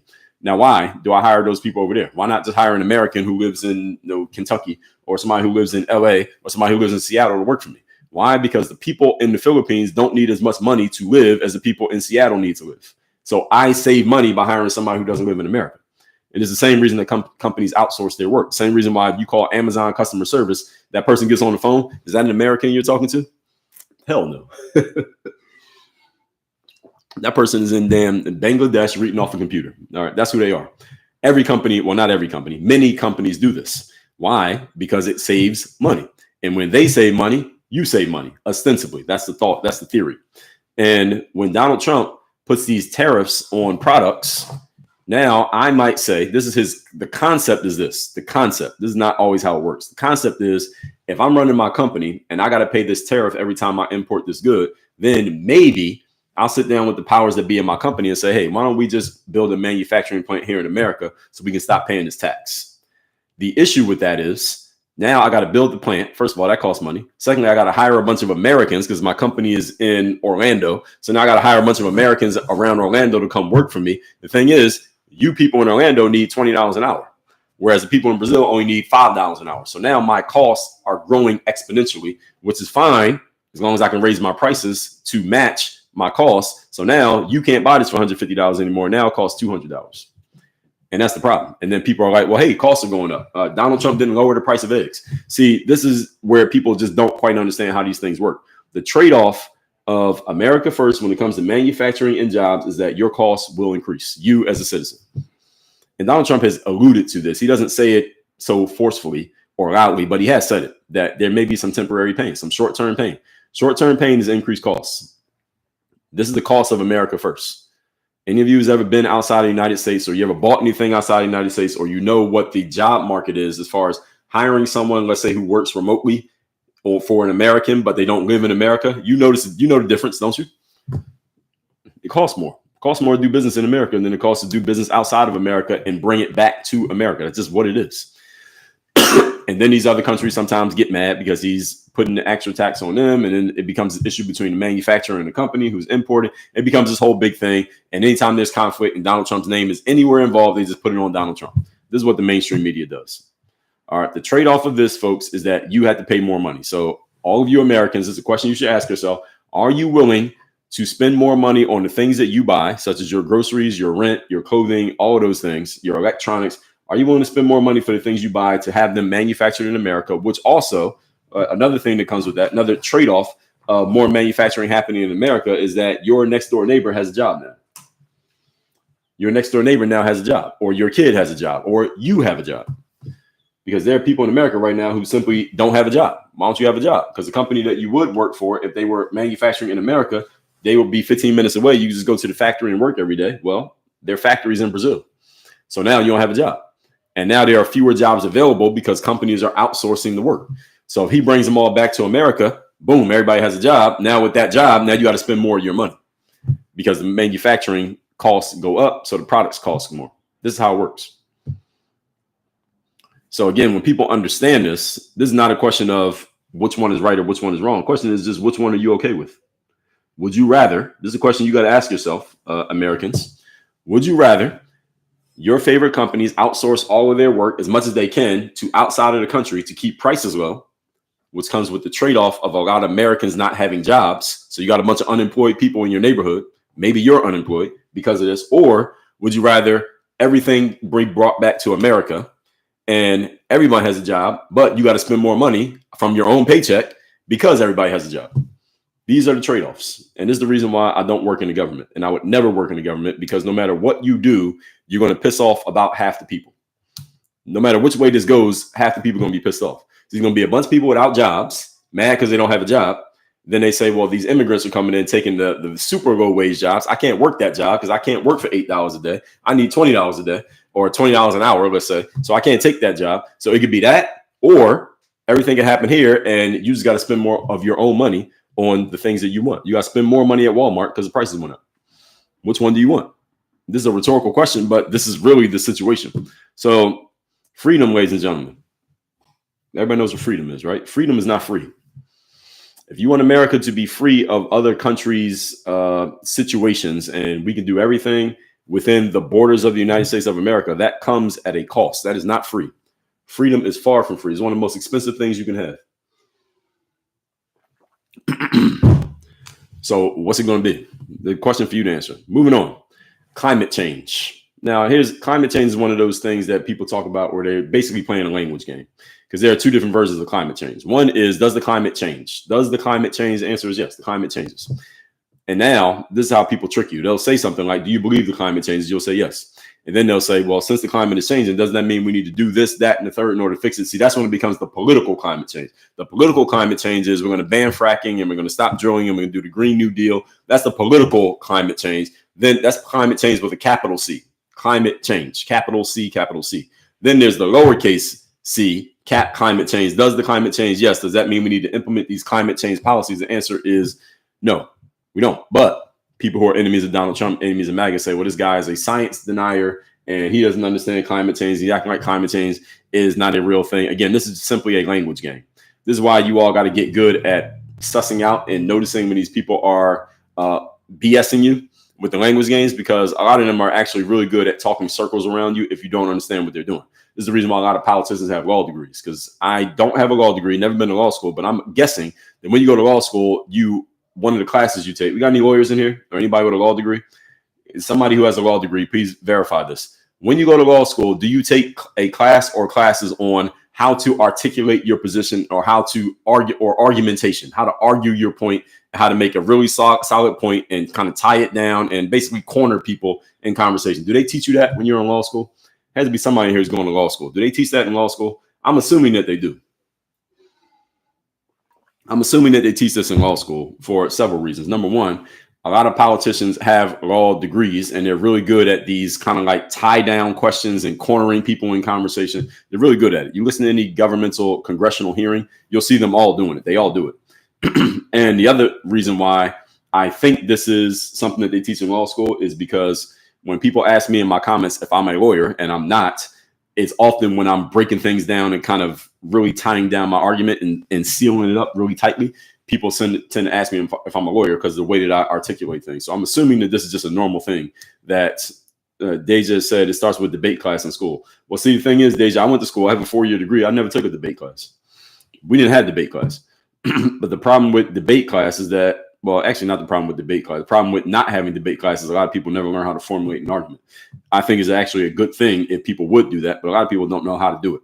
So this whole thing about person will say, how can you not believe in climate change? All right. Once you agree with the whole climate change situation, now they just take you further down the path of what you're doing. So it's really like a sales pitch. That's what it is. The whole climate change conversation is a sales pitch that is really about enacting certain policies. And the problem with the policies in the government is that a lot of times it's written in legalese. Those of you who know what legalese is, next time you sign up for a website and there's a little box that says, I agree to the terms and conditions, click on the link that says terms and conditions and read it. That's legalese. All right. Next time you rent an apartment and the agreement to rent the apartment is like 40 pages long, that's legalese. Legalese is a whole bunch of extra verbiage added to any type of agreement as a way of, they don't say this, but this is a way of basically confounding you to the point that you don't really read it. And then you end up signing and agreeing to some things that you don't even know what you're signing and agreeing to. That's legalese. That's how it works. And it's designed to be that way. Again, no lawyer would actually come out and say this. Most of them probably wouldn't come out and say this. It's designed to be that way such that they're able to sneak things into that agreement that you didn't know were there. And most legalese is not written for the everyday person. Legalese is written by lawyers for lawyers. That's what it actually is. Because if you end up challenging what's in that rental contract or on the terms and agreements, what do you actually end up having to do? You go hire a lawyer yourself. So then it becomes lawyer against lawyer. And then you got to pay your lawyer. They got to pay their lawyer. And it becomes this whole situation. So legalese is really law talk written for other lawyers. There's another issue with bureaucratic organizations that they're often talking to each other. What Democrats and Republicans talk about on the mainstream media or on the news or on social media is not really for you. They all claim that they're telling you things to help you out and keep you informed. That's not true. That's not actually what they're doing. When Bernie Sanders makes a post on social media, he's not making that post to inform you about anything. He's making that post to send a signal to the Republicans, and it's just this back and forth game of tennis that they're playing. You're just the middleman. You're like the net. You ever see tennis, right? There's the net, right? The net is in the middle, and then you got the players on either side. These are Democrats and Republicans. They're just playing tennis. They're just going over your head the entire time while they're having a back and forth, and you get to watch it so that you think they're trying to help you, but it's not really about you at all. It's about them. They're doing it to each other. It's the same thing that academics do. You ever read an academic paper or an academic study? Are those papers written to inform the everyday person who's not an academic? No. Academics write academic papers to impress other academics. It's not about you. They don't care if you understand it.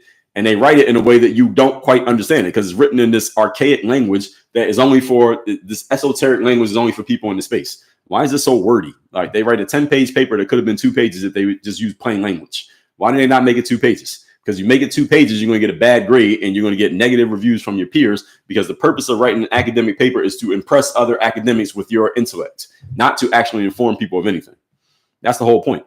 Same thing when lawyers write contracts. They don't write contracts so you understand. They write contracts to impress other lawyers and to confound other lawyers and to protect the asses of whatever organization they're working for. So if they ever get sued, everything is in there that stops you from getting sued. That's the reason why they write those things. Same reason why Democrats and Republicans talk shit to each other on social media or through the mainstream media before social media is to basically go at each other. It's just a game of tennis that they're playing. You're just the middleman watching the show, and you think that it's about you. It is not about you. All right, do not be fooled. Moving on.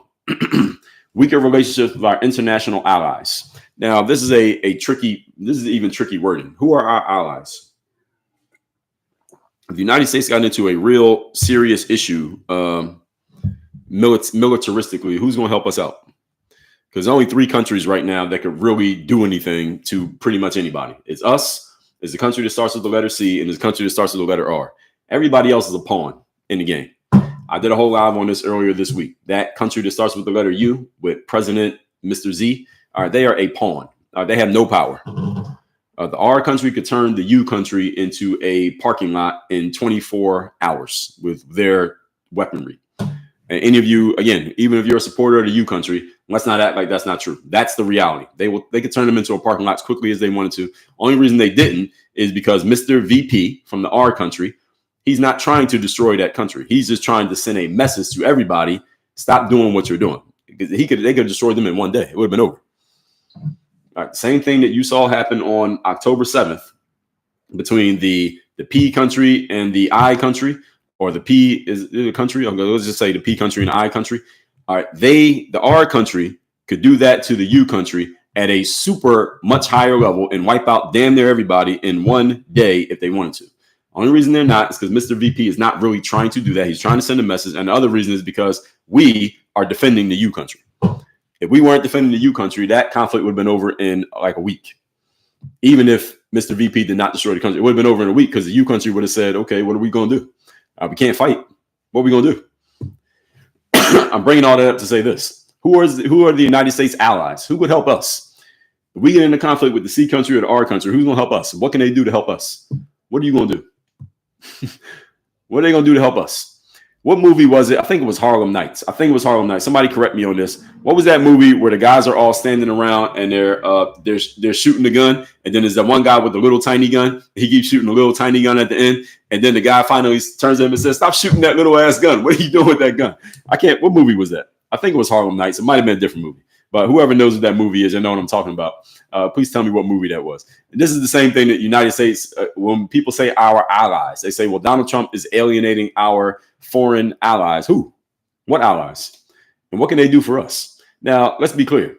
Other countries do provide things that we don't have. Maybe other countries can manufacture certain things at a certain level. Remember that whole thing with Colombia where they're like, oh, Donald Trump's making a fight with that country and our cost of our coffee is going to go up. You're good luck paying $25 for a Starbucks. Remember that? That lasted all of like one day because after Donald Trump said what he said, the people in charge in that country talked some shit back on social media. And then within 24 hours, they capitulated and did exactly what Donald Trump told them to do. But see, they didn't put that on the news. They didn't put that part on the news. They only told you the part about somebody fighting back against him and talking tough, just like the guy in Canada, just like the woman in Mexico. They're talking tough on the internet, but they really have no power. They have no power, no real power. And when I say power, let me explain what I mean. The bottom line of communication between human beings is violence. That's the bottom line of communication. For those of you, I believe it was Karl von Clausewitz who said that war is politics by other means. What that means is if two countries are having a political conversation and they can't come to a conclusion by talking, okay, then we're gonna pull the military out. We're gonna pull out the artillery. Let's see if we can solve it that way. That's what happened with the R country and the U country. We can't solve it by talking. Okay, we're going to solve it this way. Now who's going to win? The conversation is pretty short at that point. And I'm bringing that up to say the United States, again, we only got 2 real threats. The C country and the U country. I mean, the R country. They're the only countries that can do anything to us. The rest of these countries are pawns in the game. They're just watching. They're watching these 3 countries because we pretty much run everything, these 3 countries. So foreign allies, yes, there are countries that can send us goods and we can get certain things from them that we couldn't produce or have as effectively or as efficiently as we can do on our own. But they need us a lot more than we need them. And this is the point Donald Trump has been making. The point Donald Trump has been making is not that these countries are bad countries, but he's like, wait a minute, we're in this agreement that involves this country, and this country. We're providing 90% of the resources. They ain't providing shit. Why are we in this agreement? Why are we doing this? Why are we giving them so much and they're giving us nothing? Why are we in this agreement? We're providing all this money. These countries haven't even paid their bills. They haven't even paid their dues into the organization. And Donald Trump went and announced this. He said, yo, this country, this country, this country, if y'all don't pay your dues into this agreement, we're leaving the agreement. And guess what? All those countries, all of a sudden, they found the money. Interesting, right? They found the money real quick that they hadn't been paying for years. And Donald Trump was pointing these things out. And then because of his style of communication, people act like he's doing something negative. No, he's not. He's defending our country, because guess where that money's coming from, in case any of you didn't know. The money that we contribute to these agreements and alliances and to our quote unquote allies, that's your money. That's money that's coming out of your paycheck. When you get your paycheck, today's Friday, some of you got paid today. Look at your pay stub. All those deductions, some of that money is going to these other countries that you don't even know where the money's going, why it's going over there, and why are we even doing it in the first place? Donald Trump just came along and just asked the question. And his first time around, he was asking this question. He didn't have the right team around him to do it. He got stymied by a lot of people in D.C. A lot of the alligators in the swamp didn't want him to do the things that he wanted to do. He learned his lesson the first time around. So the second time around, he brought reinforcements.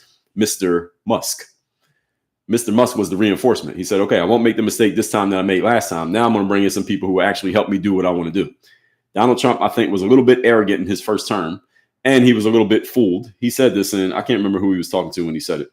Might have been a Joe Rogan interview, where he said, well, this is what I think happened the first time around. He had all these ideas. I'm going to drain the swamp.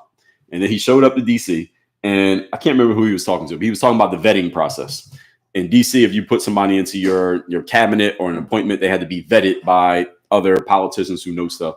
And the vetting process, and Donald Trump explained that the reason why he accepted so many people into his administration the first time around who he didn't really know personally, and the reason why he accepted them and they ended up trying to fight him, basically his own team was fighting against him the whole time, his first term, is because they had all been vetted by the people in D.C. already. They were already vetted. And what he was explaining, without saying it articulately and compendiously, was that if someone hasn't been vetted, there's a long process to even get them in the first place. So he accepted a bunch of people who he didn't really know and wasn't sure he could trust. And it turns out he couldn't trust them because a lot of them were trying to thwart him and everything he was trying during his first term, 2017 to 2020. So the second time around, he knew better. And this is why he came in with this team, like these Avengers that he came in with Tulsi and RFK and Cash and Hegseth and all the other people he brought in, and Musk and all these people, because he knew better this time around. And he made sure that they were vetted up front. And that's why he was making sure, like, let's get all this set. So when it's time to go, I already know who I want to bring in. I'm bringing a bunch of people who are going to be loyal to me and they're going to do what I want them to do. Bondi as well. And this is another thing you saw the Democrats doing. They're all like, well, if you listen to these hearings, I don't know if y'all listen to the congressional hearings for Hegseth, the RFK hearing, the Tulsi hearing, the Pam Bondi hearing, the Kash Patel hearing. All of these hearings went exactly the same. Half of the people on the committee are Republicans, so they were kind of being nice. And then half the people are Democrats, and they're being antagonistic. Again, this is all for the cameras. This is all theater. So what they would do is say, they would all eventually ask a question. What if President Trump asks you to do something that is illegal or goes against the Constitution, et cetera, et cetera? What would you do? It's a trap question. It's a very trap question, because what they're doing is trying to get, let's say, Pam Bondi to say, well, I would immediately stop him or I wouldn't let him do it, et cetera, et cetera. And they just try to use that against you if they can claim anything Donald Trump is doing is unconstitutional. Hey, Pam Bondi, you said you're going to do this. This is on camera. Why aren't you doing it? And all of them were already expertly prepared for this, so they were able to walk around the question. And again, this is like something that you learn in law school. You try to trap people with these false binary questions. And what I heard Bondi, I remember her saying this, like, well, I'm not answering hypotheticals. Like, that kills it right there. So you got to have the tools. You got to have the weapons to be able to jab back against these people, because they'll just walk all over you if you don't understand where they're coming from. So anyway, moving back to what we were talking about. Donald Trump knows exactly what he's doing when he riles up these people with social media and all these things, because he knows that every time he does that, first of all, the first thing it does is that it controls the news cycle. It gets everybody reacting to and responding to and writing think pieces about what he said. Even if he has no plans on actually doing the thing, he gets everybody talking about it. And while everybody is talking about the thing that he posted on X, now, while you're talking about it for 2 days, he does the thing he really wants to do, that he didn't want you talking about, and nobody talks about it because everybody is still focused on the thing he said yesterday. So that's called controlling the news cycle, and he's an expert at it. And this is, again, people who are so emotionally engaged in attacking him don't understand what he's doing. So they start saying, well, he's a fool, or he's bad, or he's unhinged, or he shouldn't have control of the nuclear codes. And they say these things because they think that the things that he throws out there are things that he's actually going to do. Why do they believe that? Because this is how most politicians behave. Most politicians, if they announce they're going to do something, they either already started doing it or they're just about to do it. They are basically straight shooters. They tell you exactly what they're about to do if they're announcing it to the public. Now, they could be lying to you in other ways, but usually what they announce is some form of what they're already doing. And again, they can dress it up. Obama was great at this, but they're not lying to you, or they're not even lying is the wrong word. They're not trying to distract you. Donald Trump will throw things out there just to distract the public because he knows that people react to everything he says. So he'll throw something out there to get you distracted. Now you're looking over here. Now over here, he's doing what he really wants to do, and you don't even notice that he did it. It's a genius strategy, and it only works with certain people because you have to be the type of person that can get people to react to everything that you say. Most people don't have that skill. They don't have that attribute, so they can't use it. But he uses it expertly. He's been doing it ever since he first got in office, and the mainstream media still hasn't caught on to it.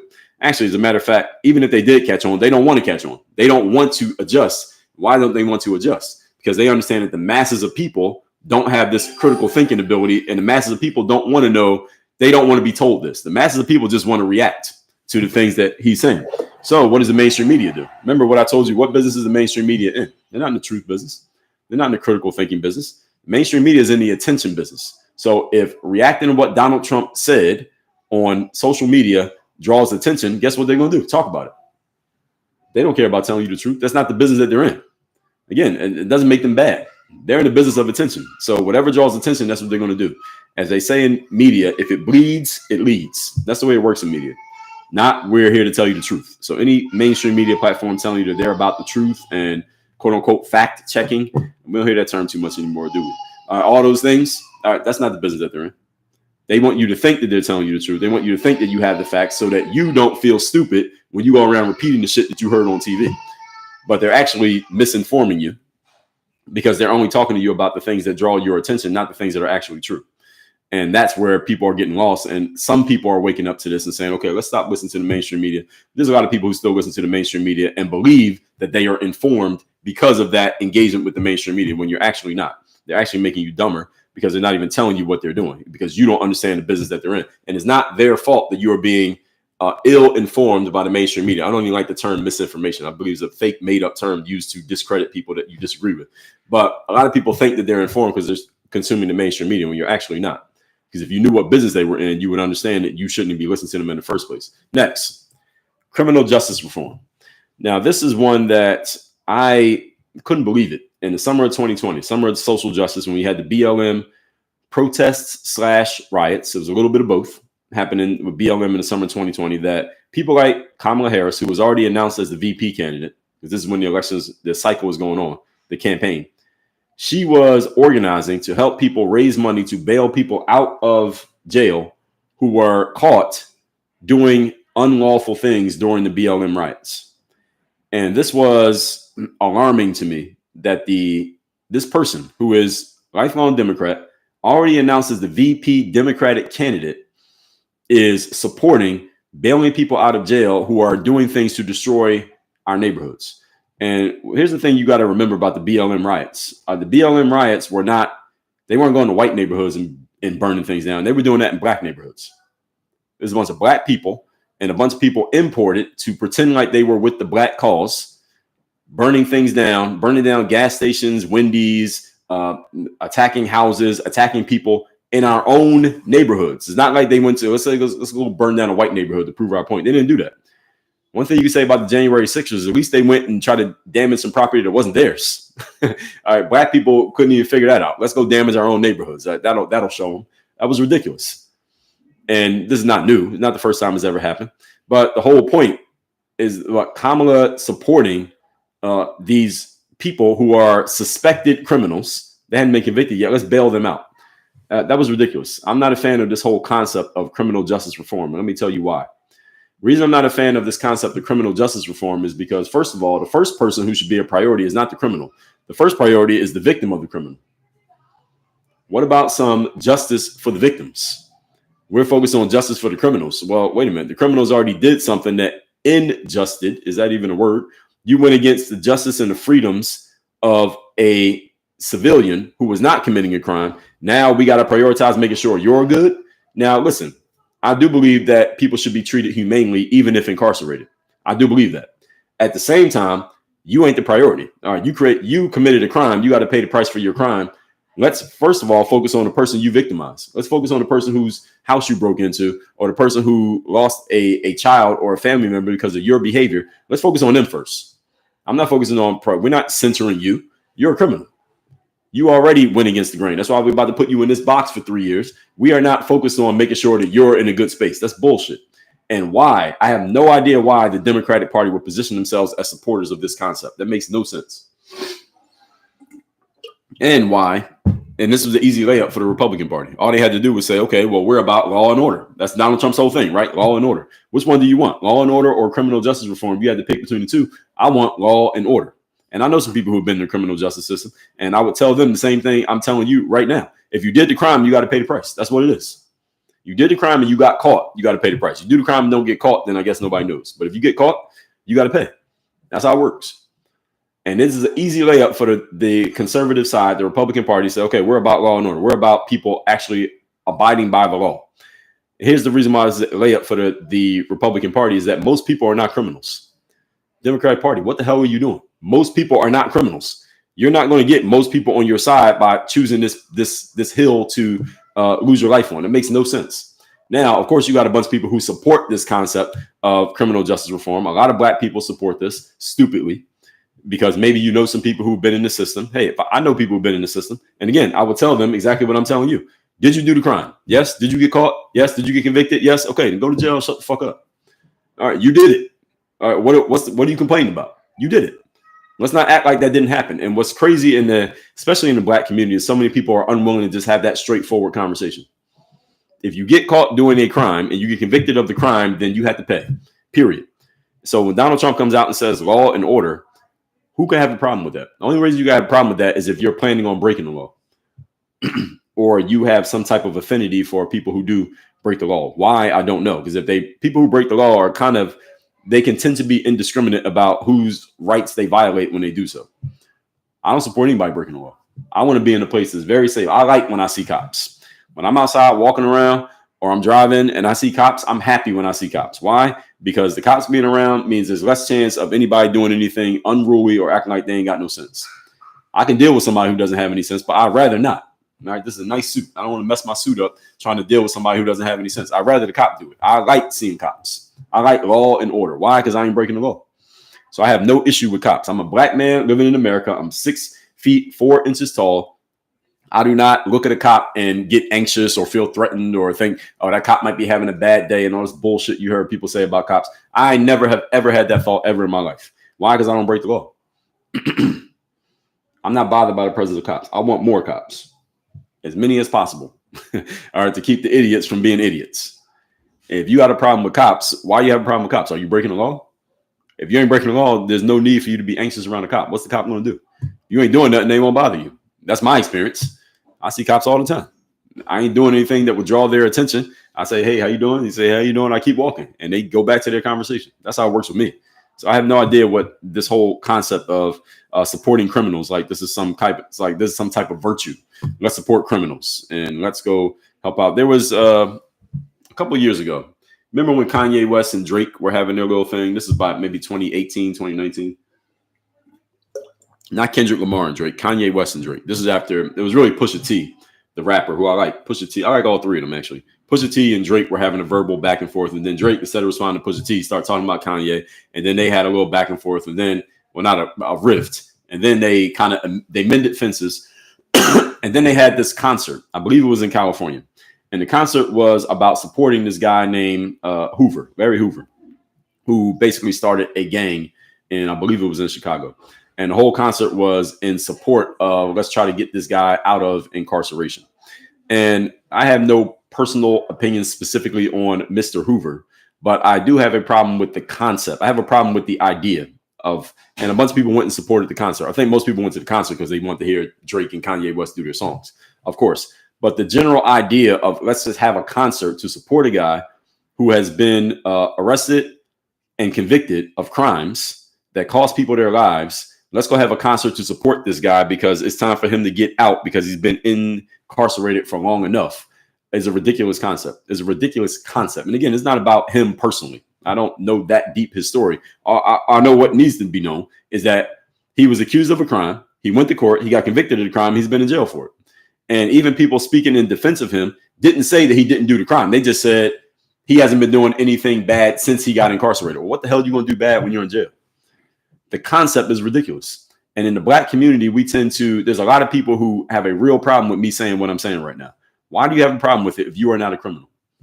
Why do you have a problem with this? You want criminals living next to, I want no criminals living next door to me.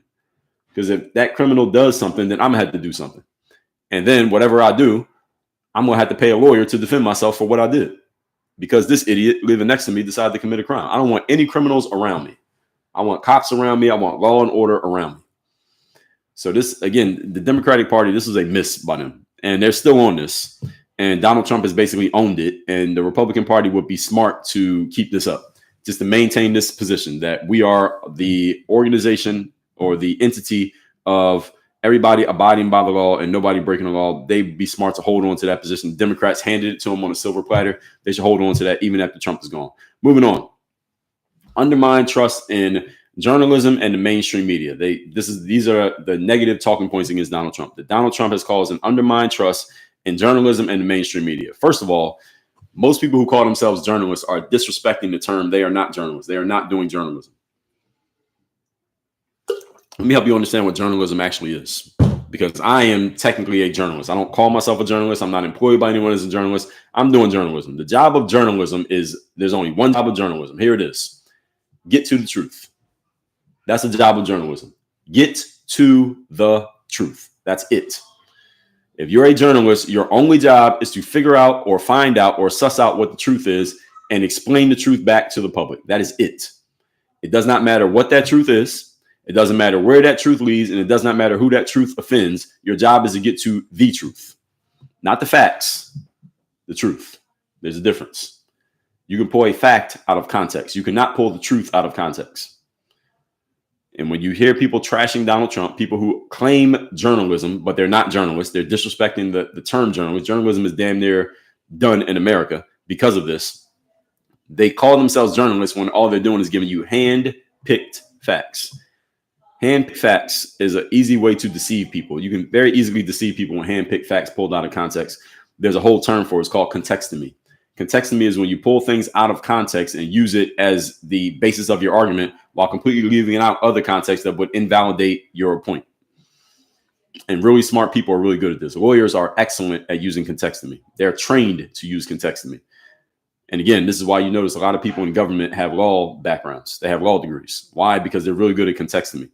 Again, contextomy simply means pull out the facts out of context that serve your position and ignore the facts that don't serve your position and only present people the facts that validate your position. And then you keep showing people, hey, I'm giving you the facts. How can you question me? I'm giving you the fact. Look, it's facts right there in front of you. Donald Trump, he had this many bankruptcies. Donald Trump, he had this many court cases. Donald Trump, 34 felony convictions. Here are the facts. How can you argue with these facts? You can argue with the facts because of the facts they're not telling you. That's the contextomy.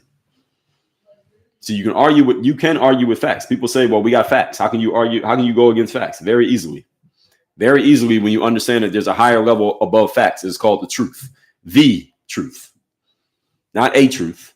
Not my truth. Not your truth. The truth. There is only one truth. Every situation has one truth. It has stories.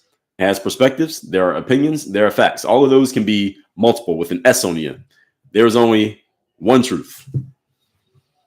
And anytime somebody comes to you, especially someone with a law background or a governmental background, and tells you they're presenting the facts or we have the facts, well, you already know that they're lying to you. As soon as they start saying that, there's a pretty good chance, 95% chance they're lying. And lying is anytime that you know there is more context and you're leaving it out of the conversation and you're doing it and you know that you're doing it, you're lying.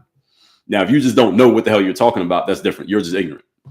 But if you know that there are facts you're leaving out and you're only presenting certain facts to validate your position, you are lying. You're either telling the truth or you're lying. And if someone calls himself a journalist, you're working in mainstream media, you're on TV, you're on the newspaper, you have a platform, and you are intentionally only giving people the facts that validate your position, you are lying. You are intentionally deceiving people.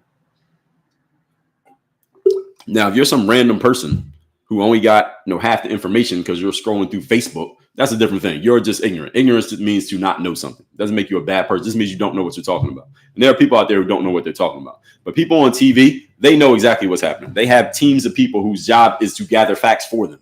All right, so any of you watch TV, understand. I listen to any show you listen to where people are on TV, podcasters do this all the time. Joe Rogan, when he's on his show, right? He has a guy over there. I think that guy's name is Jamie, right? I don't even know who Jamie is, but he always mentions him. He says, Jamie, pull that up on the screen. He's talking to somebody. Somebody says something. Hey, did you see this? And Joe will say, no, I have never heard of it. Jamie, pull that up. 30 seconds later, Jamie has it up on the screen. Jamie's job is to gather information for Joe so that he has questions and ammo for the conversation. That's his job. Megyn Kelly, I listen to her. She has a team of people whose job it is to do the research. She said, I need information on this, this, and this, so I can record it on my show. They bring her the information, and when she's doing the show, she's looking at the data and the information that her team got for her. Candace Owens, same thing. My team is researching this. They got the research. Now I'm ready to record. The point being, when someone has a platform, they have a team whose very job it is to gather all the facts. So when they're only telling you some of them, they are lying to you on purpose. They're not ignorant. They know exactly what they're doing. What they're doing is playing on your ignorance because they know that you didn't do the work to get all the information that they did. Therefore, they can give you the parts that they want to give you and have you believe that's the whole story when it's actually not. And you are none the wiser to know that you're being deceived. How would you know? You don't have a team to go get the information. But one thing you do have these days is access to the internet where you can have other people explain to you how you're being deceived and lied to. And a lot of people are starting to unconsciously understand this. This is why people don't trust the mainstream media. And it's not because of what I just explained, because most people could not explain what I just explained. But most of you unconsciously know that you're being deceived when you hear the mainstream media. You may not be able to explain why you believe that, but you believe it. So people already had the feeling before you could even articulate it rationally why we don't trust these people anymore. So when people trash Donald Trump, they say, well, he's causing a lack of trust in the mainstream media. I would say, no, he's not. I would say that Donald Trump has opened up a space to make it easier to reconcile why we don't trust the mainstream media anymore. We already weren't trusting them. But Donald Trump, when he showed up, he caused the mainstream media and quote unquote journalists to go so overboard with their nonsense that they made it extremely obvious that we don't trust them anymore. The same way that when we had that virus a few years ago, 5 years ago, and many of you, myself included, did not really trust the medical industry in the United States. I'm not a fan of the medical industry, period. Never was, even before the virus.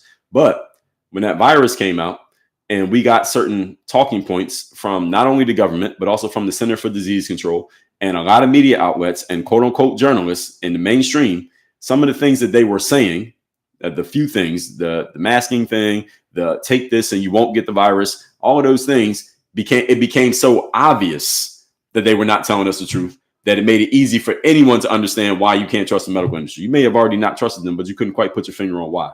What happened with that virus made it super obvious. I'm saying that to say this. We already didn't trust the mainstream media and people calling themselves journalists, again, disrespecting the industry. But when Donald Trump showed up, they went so overboard as to make it obvious as to why we don't trust him anymore.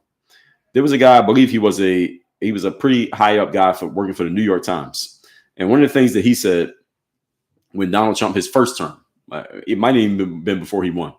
Because if you remember Donald Trump during his first term, before he got kicked off what used to be Twitter, he used to trash the New York Times like every day. Every day, Donald Trump was just trashing the New York Times. He would call them the failing New York Times, and he would tag them. He would attack them every day. And he very much undermined their credibility with the everyday citizen. He did that. Effectively, he basically destroyed their credibility. New York Times used to be known as the paper of record. If you wanted to know what was happening, you want the final word on what was actually happening, you went to the New York Times. That used to be the case. It's no longer the case. And Donald Trump played a big role in that. But here's why he played a role in that. It was an editor for the New York Times. He said that we decided as an organization that because Donald Trump was such a different type of politician, we needed to alter the way that we covered him as opposed to the way we cover other politicians. They consciously decided we're going to talk about Donald Trump differently than just the straight up objective journalism that we have come to be known for. We're not going to do that anymore because Donald Trump's a different type of animal. They consciously decided to do that. So they undermine their own credibility with that decision. All Donald Trump did was expose it and make everybody understand it. You see, that internal conversation, most people don't know that he said that. I heard him say it, but most people don't even know who that guy is. I don't even know his name. Everybody knows Donald Trump's name. All Donald Trump did was expose what they were already doing. And every day he just kept hitting on him and beating him up. And who is the New York Times now? I mean, they still exist, but do they have the same credibility? No, they lost it all 10 years ago. They lost a ton of their credibility because they tried too hard to steer the conversation about Donald Trump. That is not the job of journalism. The job of journalism is not to steer the conversation one direction or another. Now, if you're working on The View, go ahead, steer the conversation. If you're Rush Limbaugh, steer the conversation. All right, that's what they do. They're opinionists. They share their opinions and they tell you what they think. But you know what you're getting into. You know if you turn on The View, what you're getting. All right, nobody here turns on The View thinking you're going to hear people praise and logically explain Donald Trump. You don't expect to get that when you turn on The View. You know what they are. You know what they're going to do, and you expect it. If you turn on Rush Limbaugh when he was around or Bill O'Reilly, you know what you're going to get when you turn those shows because you know their job is to give you their opinion. But if I listen to a journalist who's supposed to be telling me the truth and you're not doing it and you're trying to steer my mentality to think a certain way when I don't think that way, now I no longer trust you. Now you have no more credibility. Now you lost my respect. This is what the mainstream media did to themselves. Donald Trump did not do this. Donald Trump basically gave them the rope and they hanged themselves. That's what they did. That's what he did. I believe is one of my favorite books called The 33 Strategies of War by Robert Greene. He talks about this. One of the 33 strategies is give your enemies enough rope to hang themselves. That's what Donald Trump did to the mainstream media. He gave them the rope. His presence was the rope. They kicked away the chair. He didn't kick away the chair. They put the rope around them, their own necks, and they kicked away the chair on themselves. All he did was represent what they needed to do it. And they took advantage of the opportunity. If they want to do it, that's what they do. So next point, expanded ongoing political division. So some people say that the reason why politics is so divided these days and the country is so divided these days is because of Donald Trump. I 100% disagree with this. And I'll tell you why. Because first of all, before Donald Trump came around, this was always the political theater. The Democrats make everything about the Republicans wrong. The Republicans make everything about the Democrats wrong. Anything that comes up, if you're a Democrat, you frame it as the Republicans are messing up. You're a Republican, you frame it as the Democrats are messing up. This is normal behavior. Everybody does this. Political division has always been a thing, but there used to be honor amongst thieves. That's what it used to be in politics. I'm talking pre-2000, let's say previous century. Democrats and Republicans would talk shit about each other on TV and in Congress, and they would duke it out like that. But there was honor amongst thieves. They could shake hands after, and everyone understood that when you listen to the Democrats and Republicans talk, even on the news, you understood that they're doing it for their job. I'm arguing for the Democratic side because I'm a Democrat. I'm arguing for the Republicans. I'm a Republican. But it didn't seem like they were not pretending to hate each other. They were just playing the game. And even if they did dislike each other, you knew they actually disliked each other. It wasn't some type of it wasn't a performance. It wasn't performative for the audience. Nowadays, there's no more honor amongst thieves. And this is the reason why we don't trust the government anymore, especially Congress. There's no honor amongst thieves anymore. All right. These people are not here to help you. They're not here to serve you, even if they are allegedly the person you elected. They're not serving you. They're not doing their job anymore. Everything you saw the Department of Justice do to go after Donald Trump during the Biden administration. How could you trust the legal system after that? Again, that was reflective of the honor amongst there used to be honor amongst thieves. Joe Biden could tell the Department of Justice what to do and what not to do. He said, we're not going after Trump. None of those 4 cases would have happened. The RICO case in Georgia, the documents case in Mar-a-Lago, the fraud case in New York, and the assault case in New York. None of those cases would have happened if Joe Biden said, we're not doing it. It would have been over. Joe Biden allowing that to happen or calling for it, depending on who you ask, shows us why there's no honor amongst thieves anymore. Because let's be clear, Donald Trump could have did the same thing to Hillary Clinton. Might not have succeeded, but he could have tried. He didn't do it. He talked about it, didn't he? During the campaign, he talked about, when I win, I'm going to have a special counsel go after you and investigate you, et cetera, et cetera, et cetera. And then he won. He didn't do it. Joe Biden wins, and they didn't do all the things that they had against Donald Trump. They could have did as soon as Joe Biden won. All the cases could have been done in 2021. They could have went after Trump in 2021. Why didn't they do it? They said, we're going to wait till he tries to run again. Then we're going to try to undermine his campaign. They tried. Didn't work, but they tried. The fact that they even tried tells you everything you need to know about DC politics these days. Now, that was a stain on America. Most people don't look at it that way, but it was. The fact that they even did that. And Joe Biden let it happen. And this is the guy that got elected. All right. This is the guy. He let that happen, and he could have stopped it if he wanted to. Same way that, again, Donald Trump could have went after Hillary. He didn't do it. Next point, nationalism over inclusion. If you listen to this and you've heard me talk about these things, you've heard me trash DEI. I trashed it earlier this week. I've trashed it months ago. I trashed it years ago. I will trash it again in the future. The reason why I'm not a fan of DEI is because I come from the sports world. My background is as a professional athlete. Sports is not inclusive. Sports is exclusive by design. It's exclusive. Not everybody can be on a football team. That's the reason why the football team is valuable. Not everybody can be on the basketball team. That's the reason why the basketball team is looked up to, because not everybody can get in, no matter how many people there are that think they're good. There are 20 people who think they're good enough to be on a basketball team, and the roster limit is 12 people. 8 people are going to be unhappy. That's the way sports are designed. I've never heard of the New York Knicks saying, hey, there are 20 people who think they can be on the Knicks. Let's just expand the roster so that everybody can be included. It doesn't happen. The New York Jets don't say, let's expand the roster so we can have 100 people on the roster. No.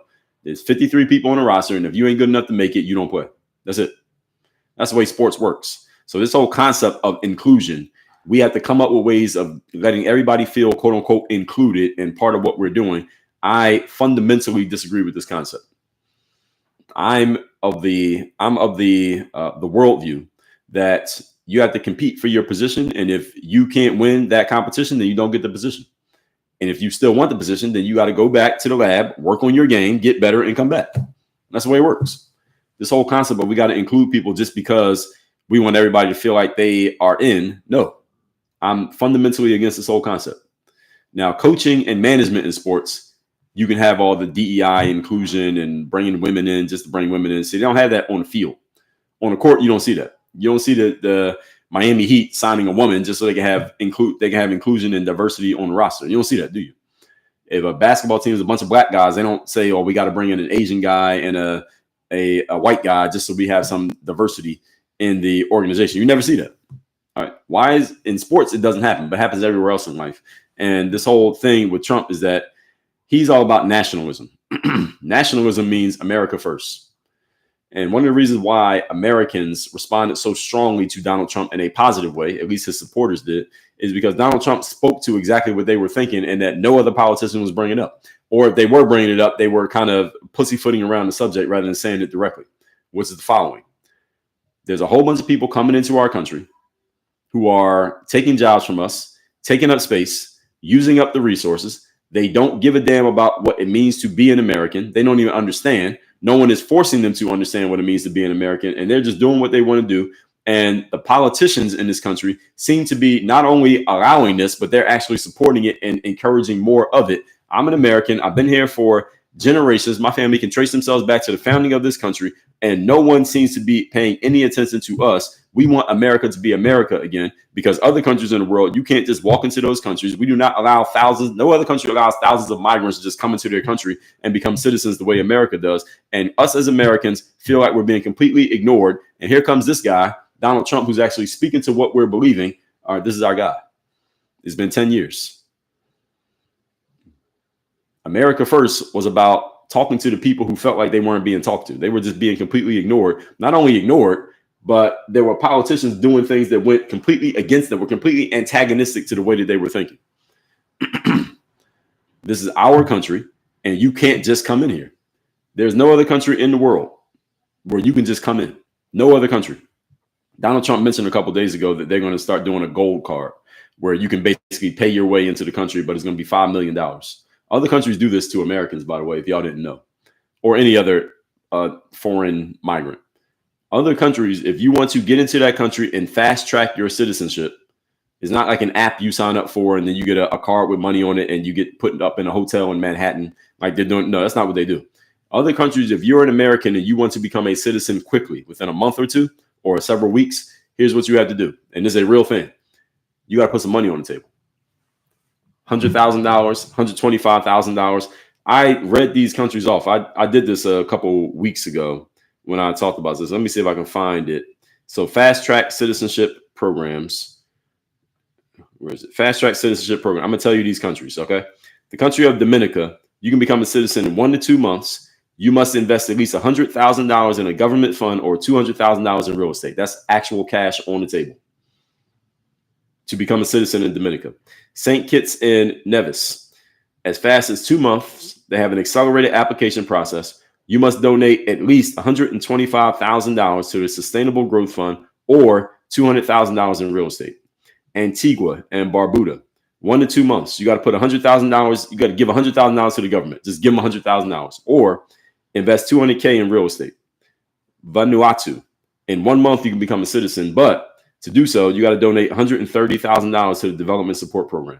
This is how it is in other countries. You want to become a citizen quickly. You got to put 6 figures of cash on the line. That way, why do they make you do that? Because it proves that you're serious about joining their country, and it proves that you are, not even proves, but it's truth, that you are actually donating to the growth of the country. You're not just coming there to take, you're coming there to give. You got to come giving. You can't give after you've been there for 6 years, then pay us back. No, you got to pay up front. And if you don't pay up front, you can't come in. That's the way it works in a lot of countries. Many other countries, you can't become a citizen. And if you do, you got to go through a long, arduous process. You might get it, you might not. It might take 10 years. And they don't give a damn. They have no politician saying, hey, we got to be open. We got to be open with our borders and let people in. Only America does it. And there are Americans who have a problem with that, and they have a right to have a problem with it. I'm not saying that immigration is necessarily a bad thing. And if you're a fan of immigration or you're an immigrant yourself, doesn't make you a bad person. However, you cannot say that people who have been here, who have a problem with immigration, are wrong for having a problem with immigration, because this is our country. And if you're in this country, again, what other country in the world allows people to just come in and it changes, it alters the fabric of the country to where the country is no longer the country, because you got all these people who are coming in who are foreign to the country. They come in. Nobody's making them assimilate or learn or do anything to be part of what we already have going on. They're just coming in doing whatever they want. And nobody's saying, hey, here's how things go around here. Any of you ever got a job before in your life? What's the first thing you do when you get a job? When you get hired for a job, what's the first thing that happens? They train you and show you how things work. Isn't that the first thing that happens when you get a job? They train you and show you how things work. Many of you, depending on the kind of job you have, they may ship you off somewhere, put you up in a hotel for 2 weeks so you can just be in training camp for how to do the job. Here's how it works. Here's our rules and regulations. Here's what you do and what you don't do. Here's what's okay and what's not okay. They train you so that when you go into the full-on workspace, you know exactly how things go. You can't just go in there and just do what you want to do. But in America, we're just letting people come in and do what they want to do. And there are Americans who said, this is not okay. And there are politicians who completely ignored them until Donald Trump came along and spoke to it. And they said, okay, somebody finally got it. Boom. There's his vote. That's how it happened. So this whole concept of inclusion, we just got to include people just because it's some virtuous thing, is nonsense. I'm not a fan of it. I'm not a fan of including just for the sake of inclusion, whether from the frame of my background as an athlete or from the frame of an American period. We are not including people just because. Doesn't mean we can't allow people in, but you got to put something on the table. You want to come in. You want to join us? Okay, here's what you got to do. This, and this. Here's how things work here. Do you understand this? Do you understand the rules? Okay, you're violating the rules. You got to leave. Even those people, those countries I just read off, you put $125,000 on the table and you become a citizen of the country. What are you going to do if you start violating in that country? You go commit crimes in that country. What do you think they're going to do? They're going to say, we're keeping your $125,000 and you have to leave. They will kick you right back out. Why? Because it's their country. You can't just go there and do whatever you want to do. Again, you walk into somebody else's house and the norm is everybody takes their shoes off and leaves them at the door. Are you going to say, well, I don't want to take my shoes off. I'm going to just walk in and sit on your couch with your shoes on and put them up on their coffee table. Would you do that? Would you allow somebody else to do it in your house? Of course not. So why is it acceptable here? Good question, right? Last point, deprioritization of feelings and emotions. So this one is more intangible. A lot of these are intangible, but they say that Trump is, he's so brash and so direct with the way that he communicates that people just don't focus on feelings and emotions anymore. Everything I said in this series boils down to this point right here. That's really what this comes down to. Even though people don't actually say this one, this is really what they're saying. This is their real issue with Donald Trump, is that the guy is just very blunt. He's very brash. He is very direct. He's, again, complete opposite of Barack Obama when it comes to communication style, even though they both achieved the same outcome. Completely different styles. Barack Obama will be lying to your face but make it sound like he's telling you a sincere truth. Donald Trump is just going to tell you exactly what it is, whether you like it or not. He doesn't care.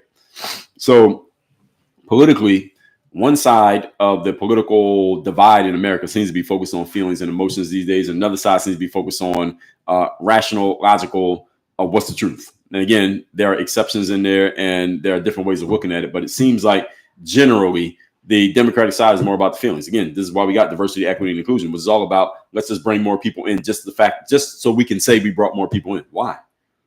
What are they contributing? Whereas the other side is saying, hey, if you're going to come in here, you have to contribute. You got to bring something to the table. And again, there's nothing wrong with this. Again, any of you ever had a potluck dinner? You can't just show up to the potluck with no food. Can you do that? You don't show up with no food. You don't show up empty-handed. If you have a kid who's 3 years old and a fellow parent invites you to their kid's 3-year-old's birthday party, you don't show up to the party without a gift.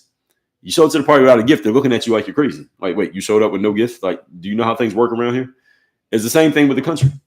These other countries make you put money on the table. You ain't putting no money on the table, you can't come in. No, thank you. What we need you for? So we can be diverse? No, we don't need you. We have a country here. We don't need diversity. That's the reason why we have borders. We have borders because we don't want diversity. The New York Knicks have a roster. We don't want diversity. We want 12 people who can help. If you help us win games, you got to take somebody's spot.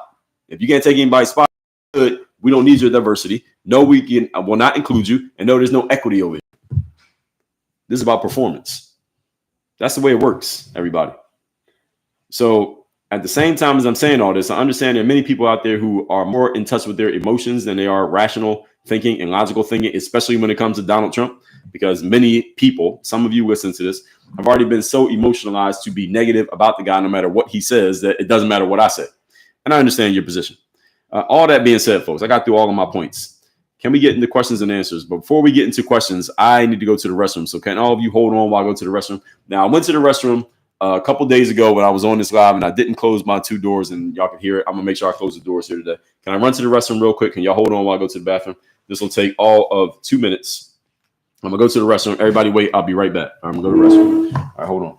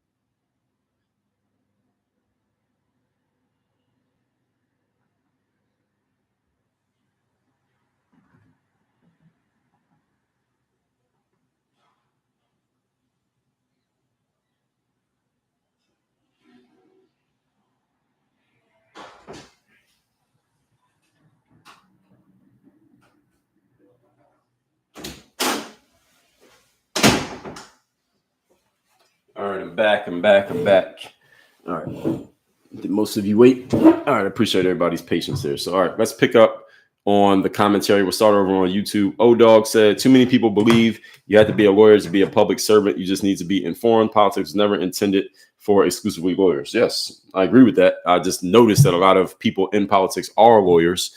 And one of the reasons is because you learn argumentation, you learn putting together your points and making solid points and wrapping them up. Even if your point is based in nonsense, you learn how to make it sound good. And the other thing is the legal profession is a straightforward, very structured path, and politics seems to be similar. So that's why. Oh, don't say that's Willie Brown. Dudes make careers out of coaching AAU basketball and ironically act like politicians. Yeah, if you can get some money involved, then that becomes a different situation. That's right.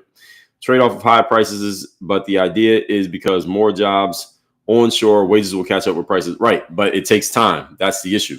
And the issue people have is that most people are short-term thinkers. So with Donald Trump's plan of bringing more manufacturing back to America, it may be years. He may be out of office by the time the ROI from that comes in. And most people are reacting immediately to everything he does, especially his detractors, his enemies.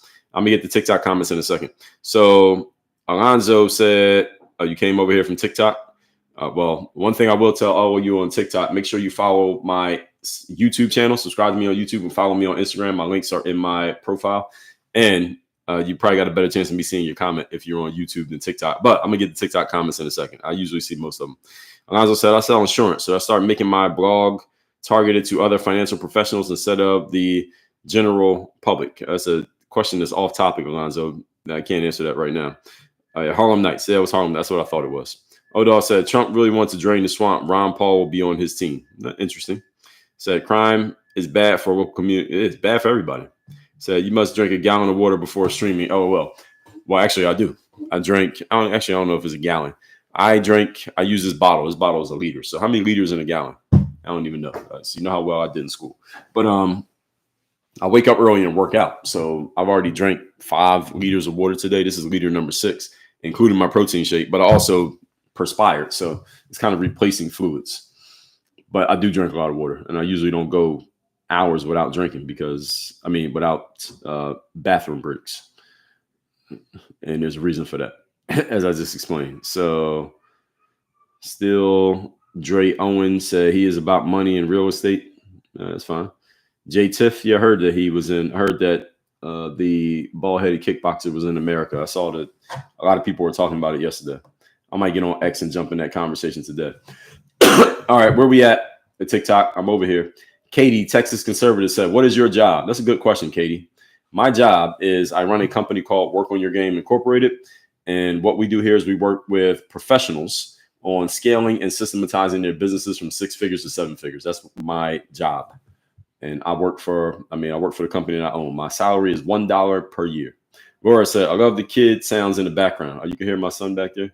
Yeah, he is 2 years old. So yeah, he makes a good amount of noise when he wants to. Usually if he's making noise, that means he's having fun. So that's actually kind of a good thing. Most of the time. All right, Allman says, Biden gave 919 people with security clearance to IRS data. People are ridiculous. I don't know about that, but okay, got it. Digital Whisperer said downtown Seattle. Yeah. Digital said burn down. Oh, yes, I remember that. Wasn't Seattle the place where they had the autonomous zone? They called it Chaz, the autonomous zone. Yeah, that was crazy. Carla, Indiana, #1 gifter badge. Congrats. Good to see you here again. Laura said it was that and her truancy laws that made me not vote for her. You talking about Mrs. Harris? I get it if so. Katie says race baiting has always been a Democratic scheme. Remember, you're not black if you don't vote for Biden. Yeah, that was a ridiculous thing for Joe Biden to say. He shouldn't have said that. But a lot of black people were already, he didn't get destroyed for saying it because a lot of black people were already so staunchly against Trump that it really didn't matter that he said it, but he still should not have said that. And the fact that Mr. Charlemagne, who was the host of the Breakfast Club, who he was talking to when he said it, the fact that Charlemagne sat there and let him say it and did not push back on it told you a lot about Charlemagne, because Charlemagne pretends that he is independent when he's actually not. There's a lot of black males who are claiming these days that they are quote unquote independent only after Donald Trump won the second time around. So they're claiming that they're independent when they're actually Democrats, and many of them are controlled by the Democratic Party, but they're pretending to be independent because they're trying to maintain some credibility. Because after Kamala's lost, they all can't say, well, I'm still a Democrat after Kamala's lost. So they don't want to look like losers. They want to look like idiots for having supported Kamala. But had Kamala won that election, the same people claiming independent, they will be talking all types of big shit, trashing Donald Trump and supporting Kamala Harris had she won. But they're claiming that they're independents. No, they're not. Stephen A. Smith is not independent. Bill Maher is not independent. Charlemagne is not independent. All these black guys and white guys claiming that they're independent now because they don't want to look like idiots for supporting Kamala Harris. They're not independents. Listen to the stuff they were saying before the election if you want to know what they really are. Katie says groupthink is a big problem with Democrats. Well, it's a big problem with everybody, Katie. We can't just put that on Democrats. And also the race baiting thing. Again, we can't just put that on Democrats, Katie. I get what you're saying, but we can't just put that on Democrats. Rush Limbaugh, he would push racial angles too because it worked. It worked for him. Bill O'Reilly, he would push racial angles because it worked. We can't put that on just one side. So I'm going to have to push back on your point there. Jay Word said the Republicans do what they want, period. Well, they all do what they want. Jay Word said, excuse me, MAGA. Well, no, they can't do what they want. That's the issue with the government is you have a system of checks and balances. You can't do what you want even if you wanted to. Kimmy said, LEO wife, law enforcement wife. Thank you for saying that. God bless you. Well, Kimmy, I'm telling you what I actually believe. I want as many cops as possible. So wherever your husband works, I'm assuming you're talking about a man, tell him that we appreciate his service. We like cops. Positive Vibe says there is a thing as profiling. Yes, there is. Yes, there is a thing as profiling. I still do not have a problem when I see cops. Because how am I going to be profiled? Look at me. How is a cop going to profile me? The cop has no reason to have any. Cop has no reason to believe that I'm a threat if I'm just walking by. If you're getting profiled, I understand. I'm not saying it doesn't happen. It does happen. People do get profiled. I believe that. At the same time, I am still a supporter of law and order and police. There are trade-offs to everything. One of the trade-offs of there being law and order and police is police are still human, and sometimes humans are. Sometimes a human can make a mistake and do the wrong thing. That does not mean that there's a problem with police in general just because a cop or even some cops do the wrong thing. That's a false frame. Renee said Trump is flouting every law, every ethical principle, including the laws of nature. I disagree. If Trump was flouting every law, then he would be in jail right now because he got enough people against him. So I had to push back on that one. Indiana Homegirl says the only time I don't want to see a cop is when I'm speeding. I speed all the time and I don't get pulled. I haven't gotten pulled over in like 15 years. Might be because of the kind of vehicles I drive and where I live because there's so many other people with similar vehicles. So maybe I don't stand out. I do see people getting pulled over. I don't do anything ridiculous on the road. So I don't like running red lights or drive in front of somebody who a pedestrian crossing the street. That's usually what you get pulled over for. Cutting somebody off. That's what you get pulled over for. Speeding, it depends on where you live. Certain places, cops don't really care about speeding. So in South Florida, you don't get pulled over for speeding. It just doesn't happen. And all of anywhere from Orlando on down, you're usually not going to get pulled over for speeding, in my experience. Now, maybe you have a completely different one, but in my experience, they don't pull you over for speeding here. Carla said, your block gets a cop. Your block gets a cop. Yeah, like Oprah. There's a cop on every block. Generally, for all of you, you probably want to live in a place where you don't need a cop on every block. That's really what you want. Unless you live in an urban area, you just live in a nice place in the middle of the city, then there's going to be cops just because. Wanda said, I got pulled over once and the cop snuck up on the side of my car with his hand on his gun. All cops do that, Wanda. Not all the time, but cops do that all the time. They're trained to do that because they don't know who's in the car, Wanda. I've had cops do that to me, but I didn't feel nervous. Like I remember one time I was in State College, Pennsylvania. I went to school at Penn State. I was in State College and I was speeding like crazy. Now in Pennsylvania, they will pull you over for speeding.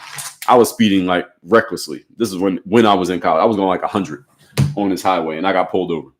I was going so fast, I didn't even notice the cops behind me with the sirens on. Had I kept driving, they probably wouldn't even caught me. That's how fast I was going. But I pulled over and the cop is a white cop. He was coming up to the side of the car, just like what you described. He had his hand on he was reaching down to his holster. He was walking up on the side of the car and I'm looking at him through the side view mirror. He's looking in the mirror too. And then he walked up and once he started talking to me, he was completely cool. So yeah, cops do that because they don't know who they're walking up to. What if you're sitting there with a weapon and he just walks right up to you? Boom. Wild Terry Entertainment. Yes. If you're black, I think we're talking about the same thing. Carla said, there's only one truth. There is no your version of the truth. That's correct. There's no such thing as my truth. Linda said, you are totally correct. We want to make up our own minds. That's right. Kimmy said, we welcome Cash and can't wait for the great things he will do. Yes, I welcome him too. I welcome whoever the president appoints. I'm going to hope that they do a good job and they keep the people's best interests at heart. I would assume that with any president and who he appoints, even if I didn't vote for that person. Taylor said, you're not a journalist. You're a person talking crazy because you have a mic. Now, what did I say was crazy, Taylor? And yes, I am a journalist because my job is getting to the truth. That's what makes me a journalist. The fact that I aim to find the truth. That's what makes you a journalist. Renee said, Rachel Maddow is a brilliant journalist. Truth matters. I don't think so. The reason why I say that Rachel Maddow is not a brilliant journalist is fundamentally she works for a mainstream network and that mainstream network has an angle. Would you agree that MSNBC has an angle? Because they have an angle, you can't be a journalist working for someone who has an angle. If their angle is to push things to one direction or another, it's impossible to do actual journalism there because at some point you are going to come across a truth that goes against the angle of the organization that you work for. At that point, you have a fundamental issue. Which one do you follow?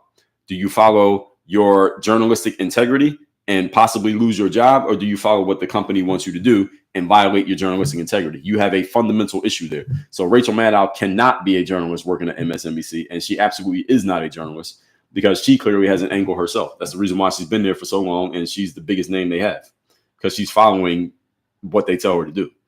So no, Rachel Maddow is not a journalist. That's a ridiculous assertion. Jinx442 said, I am very impressed by your brilliant mind. Thank you. Jinx is not a plant in this stream, so thank you. Etienne said, very well said. Thank you. Stofo Show said, 2 things can be true at once. It's like people forget how walk and chew gum at the same time. Yes, that is true. 2 things can be true. 10 things can be true at once. The thing is, sometimes people use that frame, Stofo Show. I'm not saying you're doing it, but sometimes people use that frame in order to get something accepted that's not true. So they'll say 2 things, only one of them is true, and then they'll say 2 things can be true at once. I say, yes, they can, but what you said, that's not true.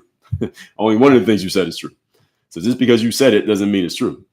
So Akron guy said, go Trump. Well, yeah, hope he does go.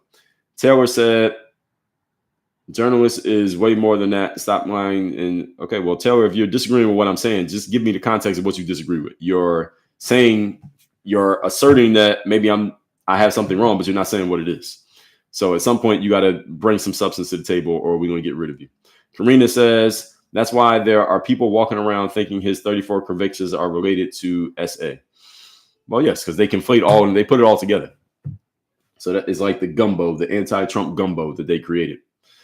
Carla said, journalism started dying when TV was invented. Appearance became more important. On some levels, yes. But there were still plenty of journalists because people still read.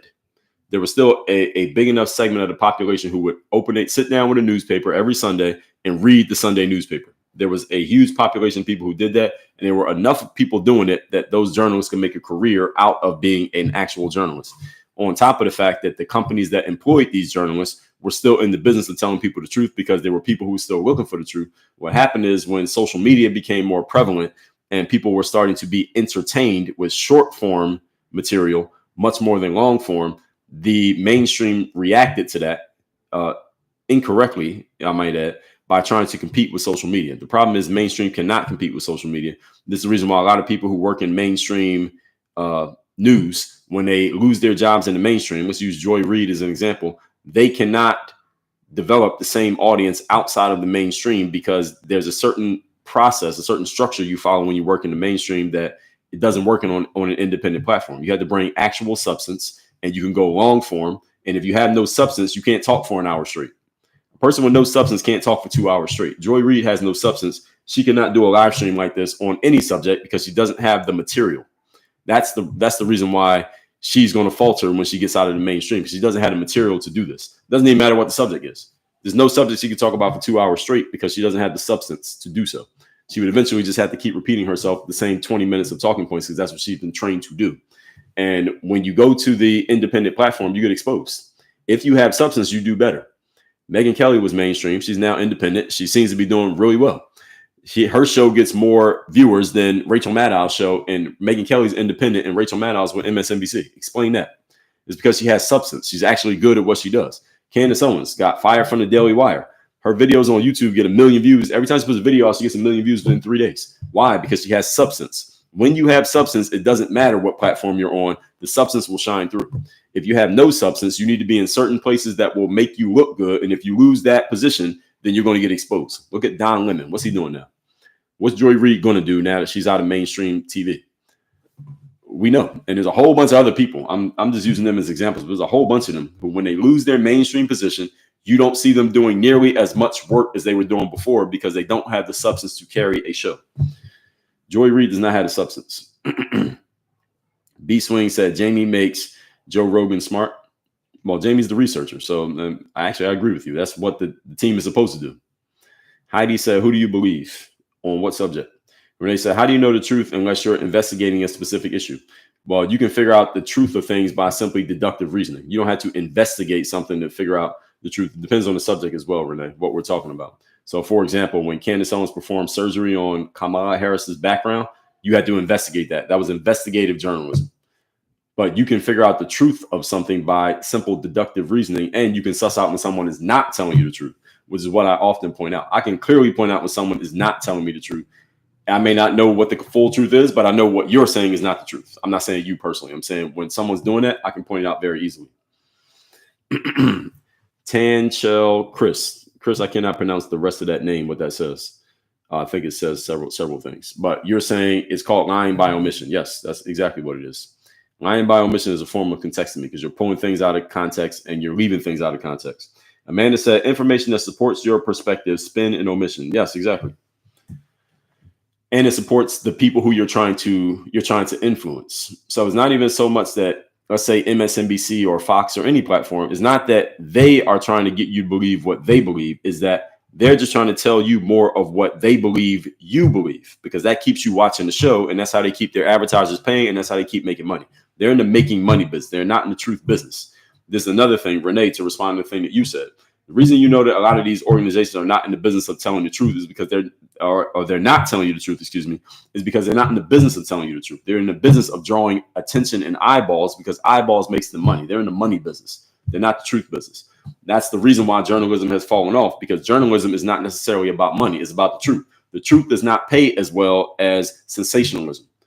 If I'm over here giving you the truth and you got to listen to me for 2 hours, or you go look at this girl on Instagram showing off her ass for 30 seconds, which one is going to draw the bigger audience? Probably the girl showing off her ass. Why? Because it's more sensational than somebody sitting there and you got to give 2 hours of your life to understand the truth. This requires thinking. Thinking is a hard thing to do. Most people do not think, they don't read, and they're lazy. So if you offer people something sensational, you're going to get a bigger audience by giving people a candy bar than giving them some vegetables. That's just the way life works. That's human nature. So when you decide to get in the business of telling the truth, you understand you're cutting yourself off from 90% of people, because most people don't want to do the intellectual work to understand this. That's how it works. Karina said the media has done it to themselves. Yes, very true. Yes, they have. Holy Mama Bear, Holly Mama Bear, good morning. Is this the Twilight Zone? So he opened our eyes even more. Yes, he did. CNN, Indiana says CNN and MSM are opinion and biased platforms, not news. Well, they're all biased, by the way, Indiana homegirls. They all are biased. None of them is telling you the truth. They are giving you the news. They're just picking and choosing which news to tell you. This is the Twilight Zone said the jab, 3 my GMA into, I believe it. I believe through. I believe that. And they didn't put the news. They didn't put that on news. That's the whole thing. Carla said, I was done when the Surgeon General showed how to make a mask out of blue jeans. I never heard about that one. Carla said, keep tapping. We can hit 30K. Oh, we hit it. Shout out to 30,000 likes on this live. Thank you, everybody who've been supporting this live. Thank you, Carla, also for encouraging. Alfred said, I remember Rush. Yeah, Rush was very popular. During the Obama years, Rush was extremely popular because he was just going on TV and bash Obama every day. So it happens on both sides. I think it's stronger on the left side than it is the right side. But Rush Limbaugh, Bill O'Reilly, they did this for several years. Renee said, sorry, you are being brainwashed too. And what subject? Again, any of you disagrees with something that I say, you are free to disagree. I'm not mad at anybody disagreeing with me, but you got to actually tell me what did I get wrong. Don't just speak in these passive aggressive terms and phrases and say, oh, you're wrong. You're brainwashed. You don't know what you're talking about. Just tell me what I got wrong. Just come straight out with that part. Just tell me what I got wrong. We don't have to do all this, you're brainwashed. Like, just tell me what did I say that was incorrect? Miss White says, so why should everyone be accountable except Trump? So Miss White 96, what you just did is the form of a straw man question. Straw man question usually starts with so, and what happens after the so is that you reframe something that I said into something that I didn't say, and then you pose it as a question or a challenge, and you ask me to answer it. So you're asking me to answer a question of something that I did not say. I never said everyone should be accountable except Trump. So I can't address that question. I'll address the question that you should ask, which seems to be that you believe Donald Trump is not being held accountable. I will push back and tell you that that is a false frame, because Donald Trump, as president, he runs the executive branch of the government, and the United States government was expertly designed by the founding fathers to have a system of checks and balances. You have the the executive branch. Then you have the judicial branch, which is headed by the Supreme Court, and you have the legislative branch, which is headed by Congress. So none of these branches can do something without going through the checks and balances systems of the other branches. So there's no way that a president cannot be held accountable, because the president can't do anything without going through the system that everyone else has to go through. So even though he's the president, he can't just do anything. He doesn't have absolute power. That's the way America is designed. So your question is a false one. Hopefully that answers what you meant to ask, not what you actually asked. Carlos said rating Mar-a-Lago was just over the top. Well, again, they did it for a reason. Miss White says, so now he just traffics girls from the White House. Miss White, what are you talking about? What are you talking about? Wanda C said, at that time, cops were getting gunned all the time. So I just kept my hands on the steering wheel. Well, you should always keep your hands on the steering wheel because you don't want to get a cop a reason to think that you're going to do something you're not supposed to do for any reason. Even if there are no issues with cops and shooting and all that, you should always keep your hands on the steering wheel. You get pulled over by a cop. You don't want the cop to be nervous about anything. Black, white, doesn't matter who you are. Renee said every political party is corrupted. Some have no conscience for the masses. Well, there are only two political parties that matter in America. There's the Democrats and the Republicans. And when you say every, you can just say both. And I agree that they're both corrupted. And I agree that the government is not here to help you. I've said that over and over again. That doesn't matter which party is in power. It applies to both of them equally. Leon Light, appreciate you.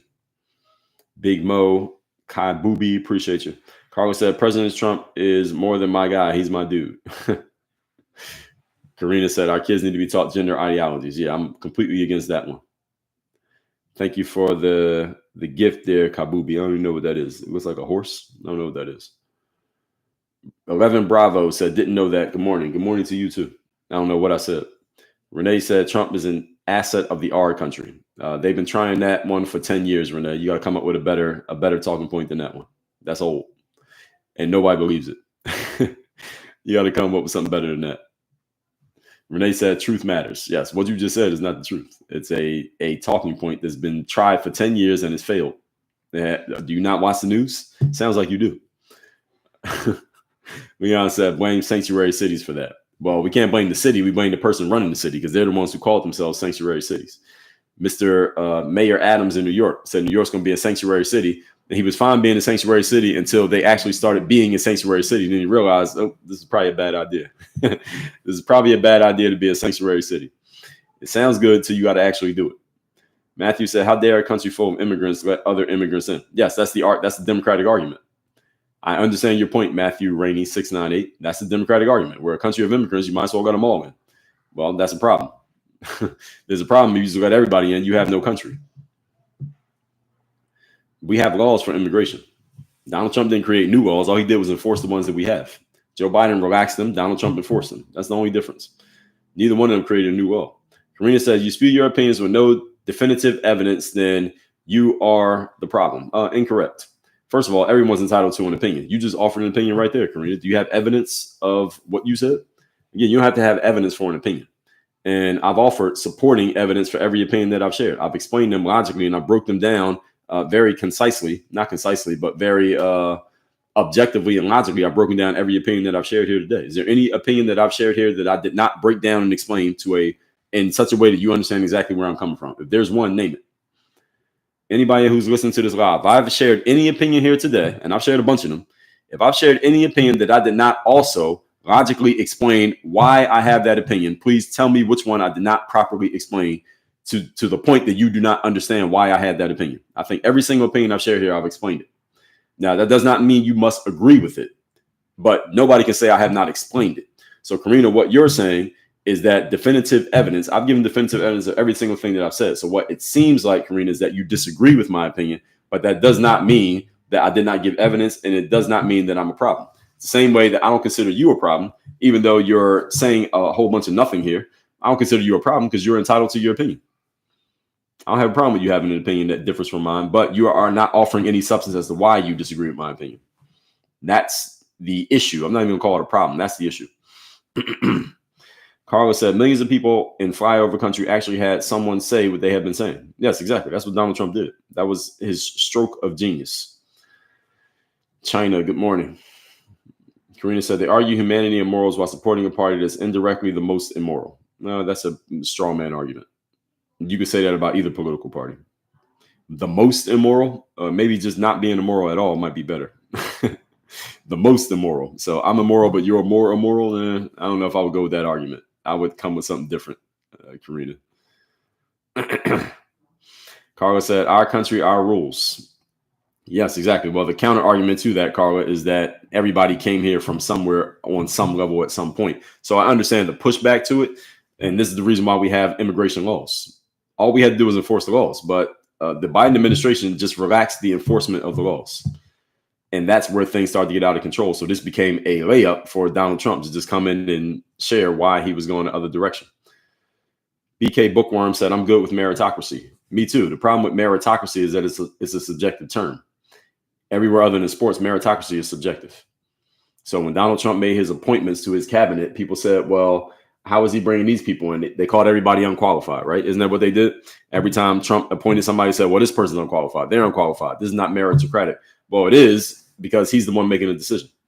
Meritocracy is subjective and is based on who's deciding. I would even tell athletes this back in the days. If you're trying out for the basketball team, you being good enough, quote unquote, to be on the team is not about what you think, it's about what the coach thinks, because the coach is the one making the decision. So it's not about what your mom thinks or your dad or me or even you or even your teammates. I would get players come to me and say, Dre, I went to basketball tryouts and I didn't make the team. And all the players who made the team told me that I was one of the best players at tryouts. So I don't understand what happened. I said, who gives a fuck what the other players said? They're not the decision maker. The decision maker is the coach. So what you need to go find out is what the coach thought about what you did at tryouts, not what you thought or what your bum ass teammates thought, because their opinion doesn't matter. The opinion that matters is the person who makes the decision. Any of you who's in sales, you understand this very well. When you're trying to close a business deal, who do you want to talk to? You want to talk to the decision maker, the person who writes the check. If I'm not talking to the person who writes the check, your opinion is not that important. I want to talk to the check writer because their opinion is the one that I need to get. If they don't like me, and it doesn't matter if the whole company likes me, if the decision maker doesn't like me, the deal's not getting done. So many of you just have an incorrect frame here about what meritocracy actually means. Black Bookworm, I'm not talking about you, but I'm explaining that because a lot of people use this whole meritocracy thing, but they don't even understand how meritocracy works. Meritocracy is a subjective term. It is not objective, it's subjective. All right, so none of y'all heard me when I was in the bathroom today, though, right? All right, so Karina said they're mad that we aren't sheeping like they want us to. Who's they? Who are you talking about?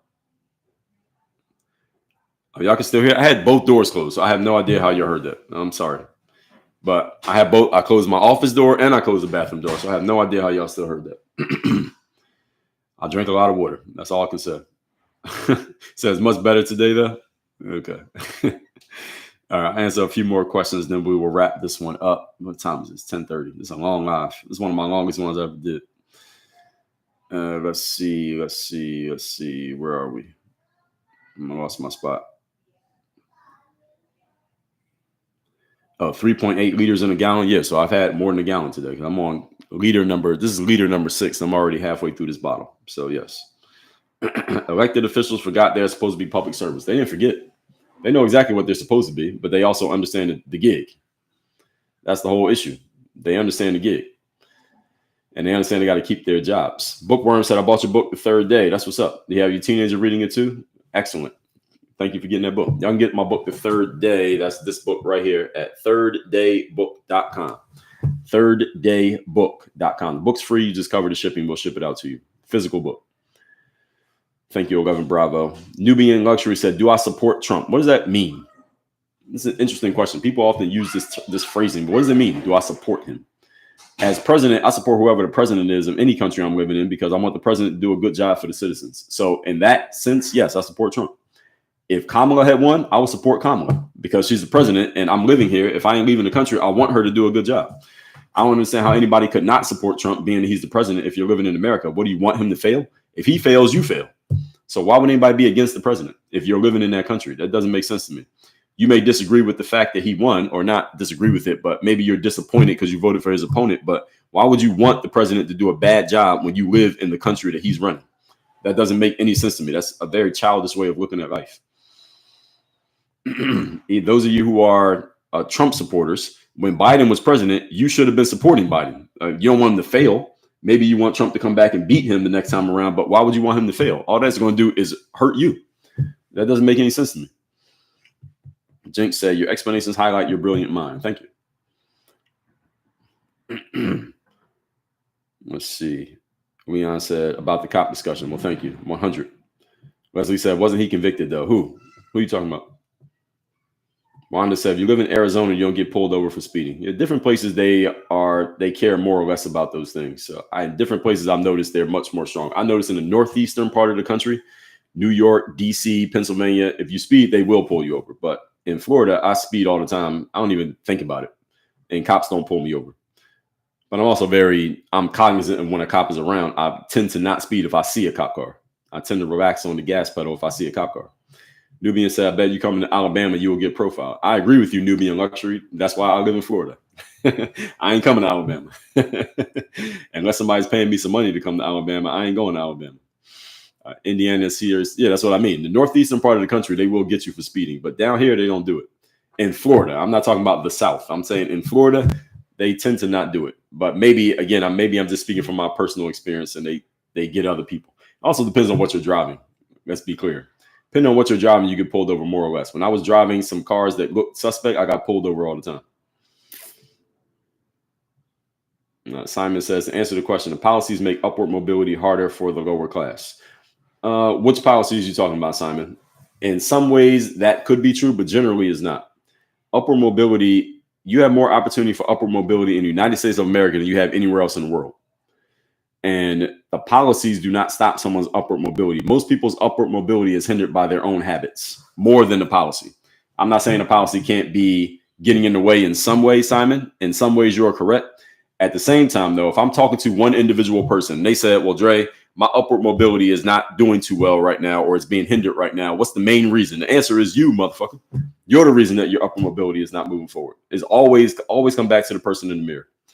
And Simon, that's just the general frame of how I work, just in general, not even speaking to what you're talking about. But my general frame on life is that anything that's happening to, for, or around you is because of you. And if it's going to change, it's also going to be because of you. Nubian Luxury said, that's the first thing. I agree with you on that. What was it you agreed with? But I'm glad you agreed, whatever it was. I'm glad you stuck around long enough to find something to agree with, whatever it was. Leslie Aiken says, that's so true, but where do you find news that doesn't follow an angle? Well, every human being has an angle, Leslie. That's a great question. So Leslie Aiken's question here is, how do you find news that doesn't follow an angle? And the answer is you don't. Every human being on the planet has an angle, whether they are getting it from their bosses or they have one individually. And I tell you, the people I like to listen to, I like listening to Candace Owens. Does Candace Owens have an angle? Yes, she does. Does Megyn Kelly have an angle? Yes. Does Mr. Jones, Alex Jones, I got to be careful saying his name. Does he have an angle? Yes, he does. Does Tucker Carlson have an angle? Everybody has an angle. The thing is, what you need to do these days, Leslie, and everybody else, is you need to listen to enough people so that you can get a general feel for what's going on and you can suss out. The thing that's different these days is that we had to do some extra thinking as citizens. We had to think a little bit more than we used to have to think to figure out what's actually going on, because it's hard to just go to one source and know that they're being objective. And once you listen to enough sources and you get a pretty general idea of what's really happening, then you can go and listen to people and say, okay, who's giving me this general idea? Now I can trust this person. They're going to tell me the truth. So one reason, like the platform I listen to the most for everyday news is Megyn Kelly. I listen to Megyn Kelly for everyday news. Now, why do I listen to her? I listened to her a few times. I heard what other people were saying about the same subjects, and I have determined that she is actually trying to get to the truth. That's why I trust her word. I trust that she's trying to get to the truth, and she's telling me what is actually happening. Of course, she shares her opinions as well, but she is telling me what's actually happening, and she brings on guests who can help break things down, and they are logically explaining what they're explaining. And when I listen to other people talk about these things and I get a pretty good idea of the point, and I listen to that show, I believe, this is just my judgment call, and this is what all you have to do. You got to make a judgment call. My judgment call is that Megyn Kelly's platform is trying to tell me the truth. Now, some of you may disagree with that, so you pick who you want to listen to. But I believe her platform is trying to get to the truth. When I listen to the Joe Rogan interview, I believe he is trying to suss out the truth from the people he has on his show. Now, if they're good at lying, that's another thing. But do I believe he's trying to? My answer is yes. That's why I listen to Joe Rogan. So really what your judgment call these days, folks, is that do you believe who you're listening to is trying to be honest? Doesn't mean that they always succeed. Doesn't mean they always have, quote unquote, the facts. But are they trying to? And these are the people who I believe are lucky. I believe Candace Owens is trying to figure out the truth. That's why I'm willing to listen to her. So if someone you know is not trying to get to the truth, they have an angle and they're just trying to push you, those are the people we don't trust. But someone who is attempting, I'm willing to give them a chance. And that's what I said. Paolo says Fox has an angle, hate citizens against billionaires. Well, every major platform, they all have an angle.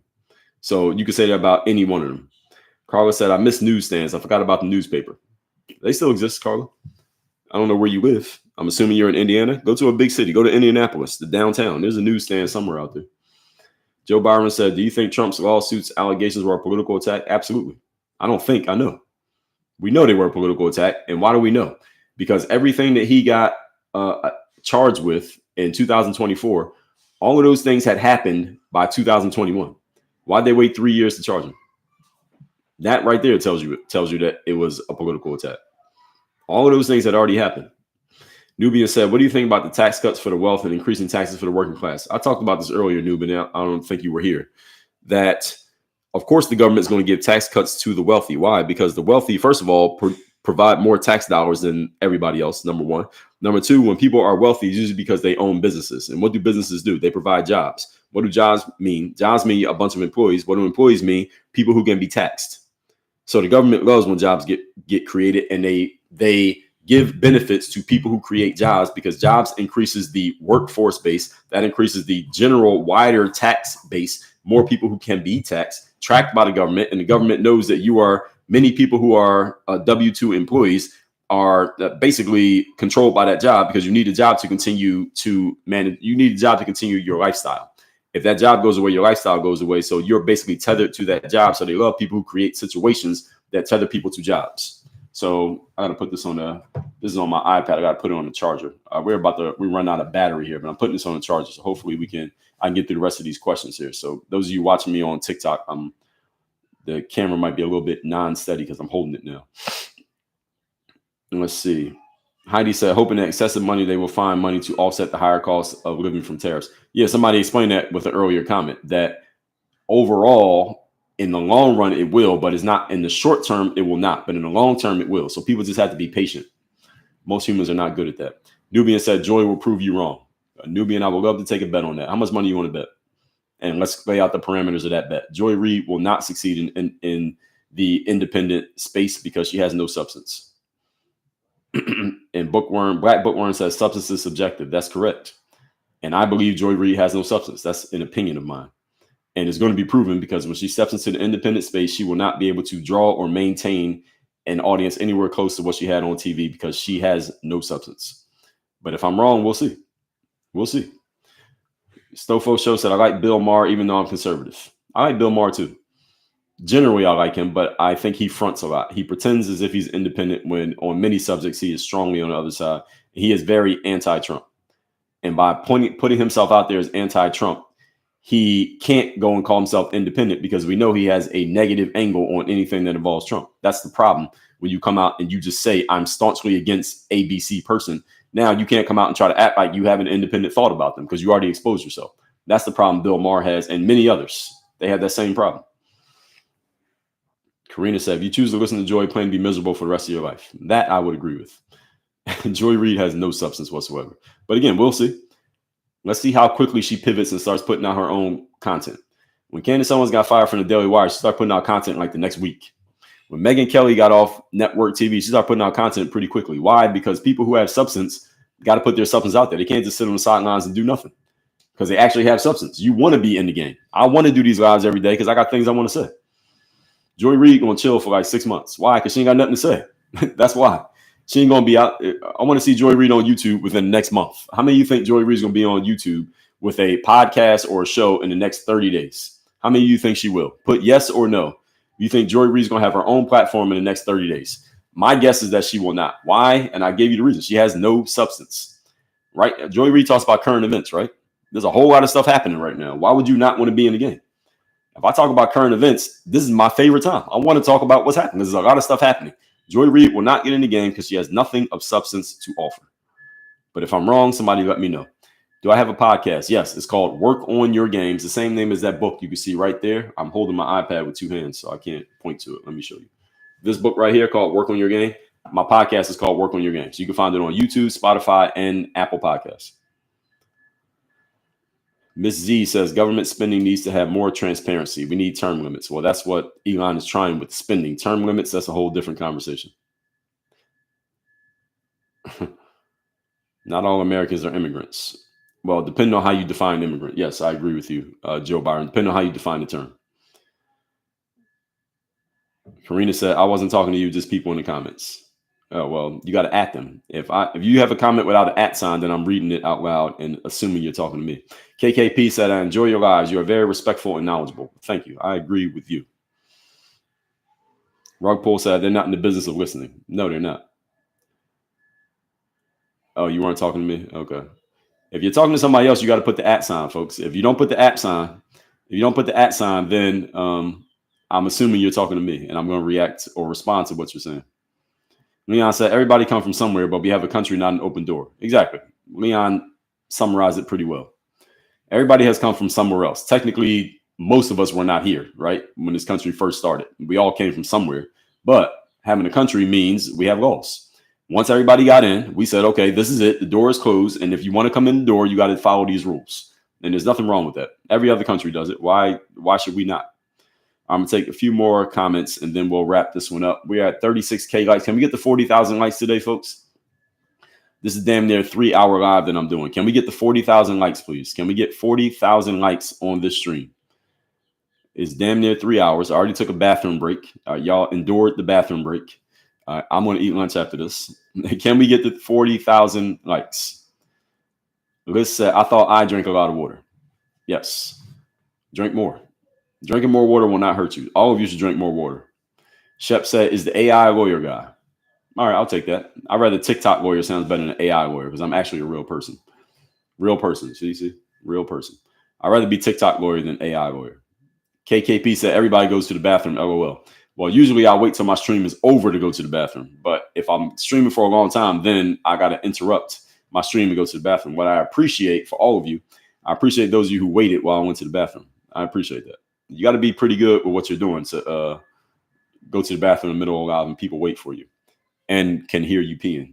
You got to be pretty good to do that. I want to see Joy Reid do that. Now, how many of you think Joy Reid could do a live for 3 hours, stop about an hour and a half into the live, go to the bathroom, have people hear her peeing, and then wait for her to come back? How many of you think Joy Reid can do that? All right, that's my question. Shep said, still need to work on the eyes and a line around the head. Shep is trying to troll me. He's assuming he's trying to claim that I'm AI. If AI could do a 3-hour live stream, Shep, please direct me to the software that allows that, because I will very quickly clone myself and let a clone of me do these live streams so I could be working during this 3-hour period or doing other work. I would love for that to happen if we could do it. Oh, we hit 40K. Thank you, everybody. We did that pretty quick. Thank you for the 40K, folks. Arbin Maria, thank you for the rose. Joe said, I think he meant support Trump's values. No, we didn't want him to fail. Yeah, so you should never want the president to fail for any country you're wearing in. Hunter CCM said, I wear a suit, I write books, I smart, attitude. I don't know what that's supposed to mean. Are you trying to be sarcastic? Karina said, I support you even though you misunderstood my comments. I will make sure to clarify next live. It's all good, Karina. I appreciate you being here. If you're talking to somebody who's not me, just put the at sign so I know you're not talking to me. Those comments, I just skip over. But if there's no at sign, I look at it. Be careful speeding in Coral Gables, Zinc said. It's hard to speed in Coral Gables because the streets are it's like smaller places. The only place you can really speed, you need open road. So you can only speed in the open road. Coral Gables has a lot of like speed bumps and speed humps in the middle of the street. So you can't really speed. It's designed that way. Coral Gables is a beautiful place though. Shout out to Coral Gables. If Florida isn't the South, what is it? Well, I'm saying separate from the South. When I say the South, I'm talking like the Bible Belt areas. And I live in South Florida. South Florida is like a completely different world from the rest of Florida. Most of Florida is more rural and I guess you could say very red. Miami actually voted red in the last election, but the previous election it voted blue. And I think in Hillary's election, it also voted blue. So Miami and the South Florida area, I would say Dade County, Broward County, and some of Palm Beach County those 3 counties are a different world than the rest of Florida. Now you go up into Jacksonville, Tallahassee, those areas it doesn't even seem like the same state. You go to Jacksonville, you go to Miami, you don't even think they're the same state, but they are. But it shouldn't matter what you drive though. It does matter what you drive, Sharon, because people make assumptions based on what you drive. Would you agree? If I was doing this live stream wearing a tank top and a hat, see that hat up there? If I was wearing a tank top and a hat, would you perceive my message differently? Of course you would. So how you present yourself matters. People judge books by their covers. In Chicago, you go whatever speed you want. Most scared I've ever been. Is that true? There are no speed limits on the interstate in Chicago? That's interesting. I didn't know about that. Let's see. Yeah, so all y'all using the @ sign. Thank you for using the @ sign. Makes it easier for me to scroll through the comments. What if Tucker Carlson was the press secretary? That would be fun. I think that's a step down for Tucker. I think he needs a bigger job than that. I think Megyn Kelly or Candace Owens as press secretary would be a good job, as long as they can still do their shows. Leon said, what do you know about the Young Turks? People have told me about them. I'm subscribed to them on YouTube. I haven't seen a ton of their stuff, but I will give them a chance. I will start giving them a chance. I've watched a few of their videos, and Young Turks is 2 people, right? Is Sink. How do you say his name? Is it Sink and Anna? I've listened to them, and they seem to be, trying to give you straight down the middle. They're not on my all the time listen list, but I have listened to a few of them, and they were recommended to me. I was asking like a month or so ago, name anyone who's on the left politically, but they are trying to be objective. And the only name that came up was Young Turks. Is there anybody else? Any of y'all can help me out while we're here. Who on the political left is trying to be objective in terms of their reporting? If you can name somebody. Young Turks is one that I heard. Who else? Somebody told me Sam Harris. I've listened to Sam Harris, and when he is trying to be objective, he's very good. He's very, very articulate, very well spoken. The problem is Sam Harris has Trump derangement syndrome, and that basically taints everything that he says. That's the problem with Sam Harris. Overall, I think he's actually very skilled, but he has a problem. Same problem that Bill Maher has. Same problem a lot of people got. Sir Addison said, I appreciate your live. I don't agree with all your reasoning, but you are refreshing. Well, thank you. I respect that. All you are listening, you do not need to agree with me. But if we can just have respectful discussion, even if you disagree with something that I say, let's do this. That's what we want here. That's what we're trying to bring back to the world. And that's what independent platforms allow for. Katie said, go live with Chewy. She's on now, and y'all would be a great combo. Who is Chewy? I don't know who Chewy is. And I probably would not go live with Chewy. First of all, who is Chewy? And before I say anything else. A lot of people said, no, Joy Reid could not. Yeah. Alfred Baker said, don't think you'll get enough followers. Let's see where we at. A couple more comments, folks, then we will wrap this one up. Karina, we're good. Sir Addison, substance equals thought, discourse, consistency, 15 definitions. Yes, it can mean a lot of different things. Correct. Oh, you don't think she will get enough followers? Joy Reid. Well, the reason she won't build a big enough audience is because, again, she had a built-in audience from MSNBC. I don't think many of those people would continue listening to her when she has to come up with the material on her own. I just don't think she has the depth to do it. It's a whole different animal when you're independent. You got to actually be good. When you're in a machine, you don't have to be that good to succeed because the machine does a lot of the work for you. It's kind of like lifting weights. Doing a bench press machine, you could do 200 pounds. But if you try to free weight bench press 200 pounds, you'll drop the bar on your chest. It's 2 different games when you got to do it on your own versus when you had a machine supporting you. That's a good metaphor. Let's see. Glow5 said, I like it. I find you very intelligent. Well, thank you. Me too. I find me very intelligent too. Thank you. I appreciate that. Tiffy V11, thank you. Indiana, thank you. We made 40K. Thank you, everybody. We got the 40,000 likes. We made it to 40K. Thank you, Carla, as well. Wait, Indiana Homegirls and Carla, Indiana, are y'all the same person or 2 different people?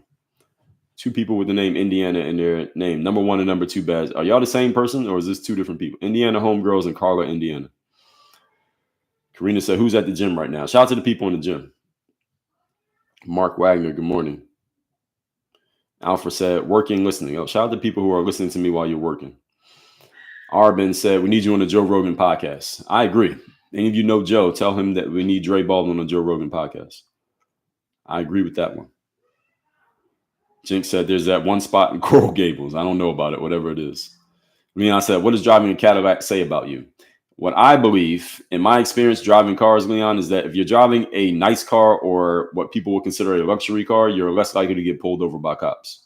And if you're driving a beat up car that looks suspect, where like the paperwork might not be right, then you're more likely to get pulled over. That's how my life has been. When I was driving beat up cars, I was getting pulled over often.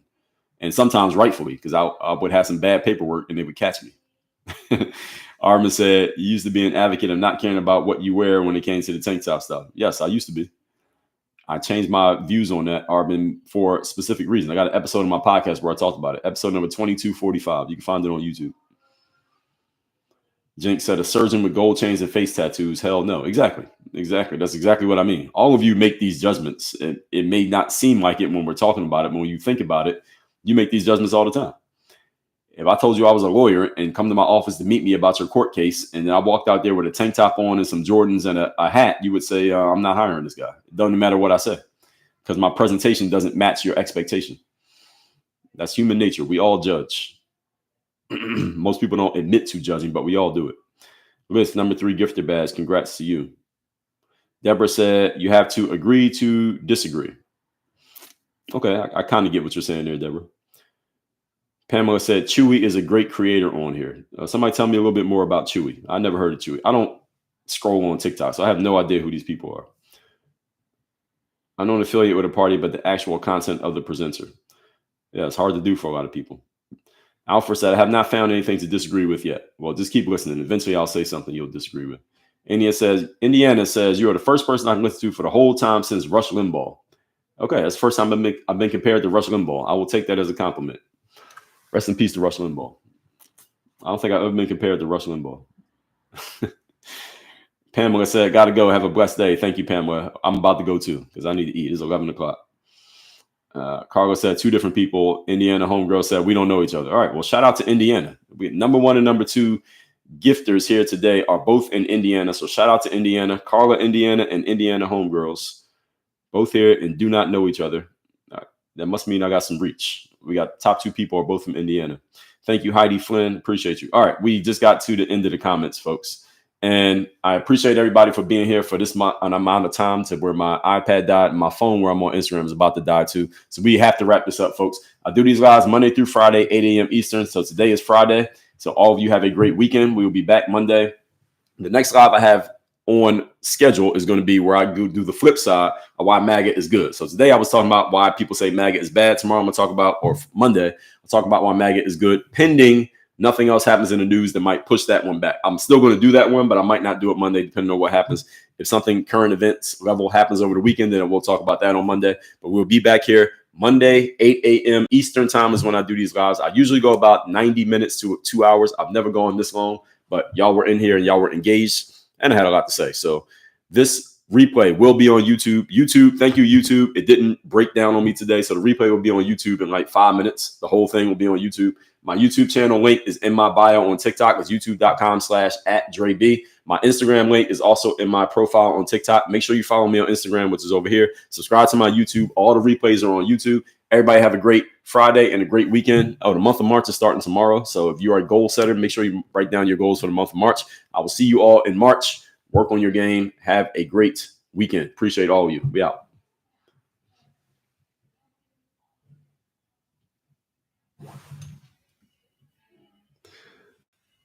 O-Dog said, you must drink it. Oh, yeah, I already answered that. Yes, I do drink a ton of water. So, yes, you are right.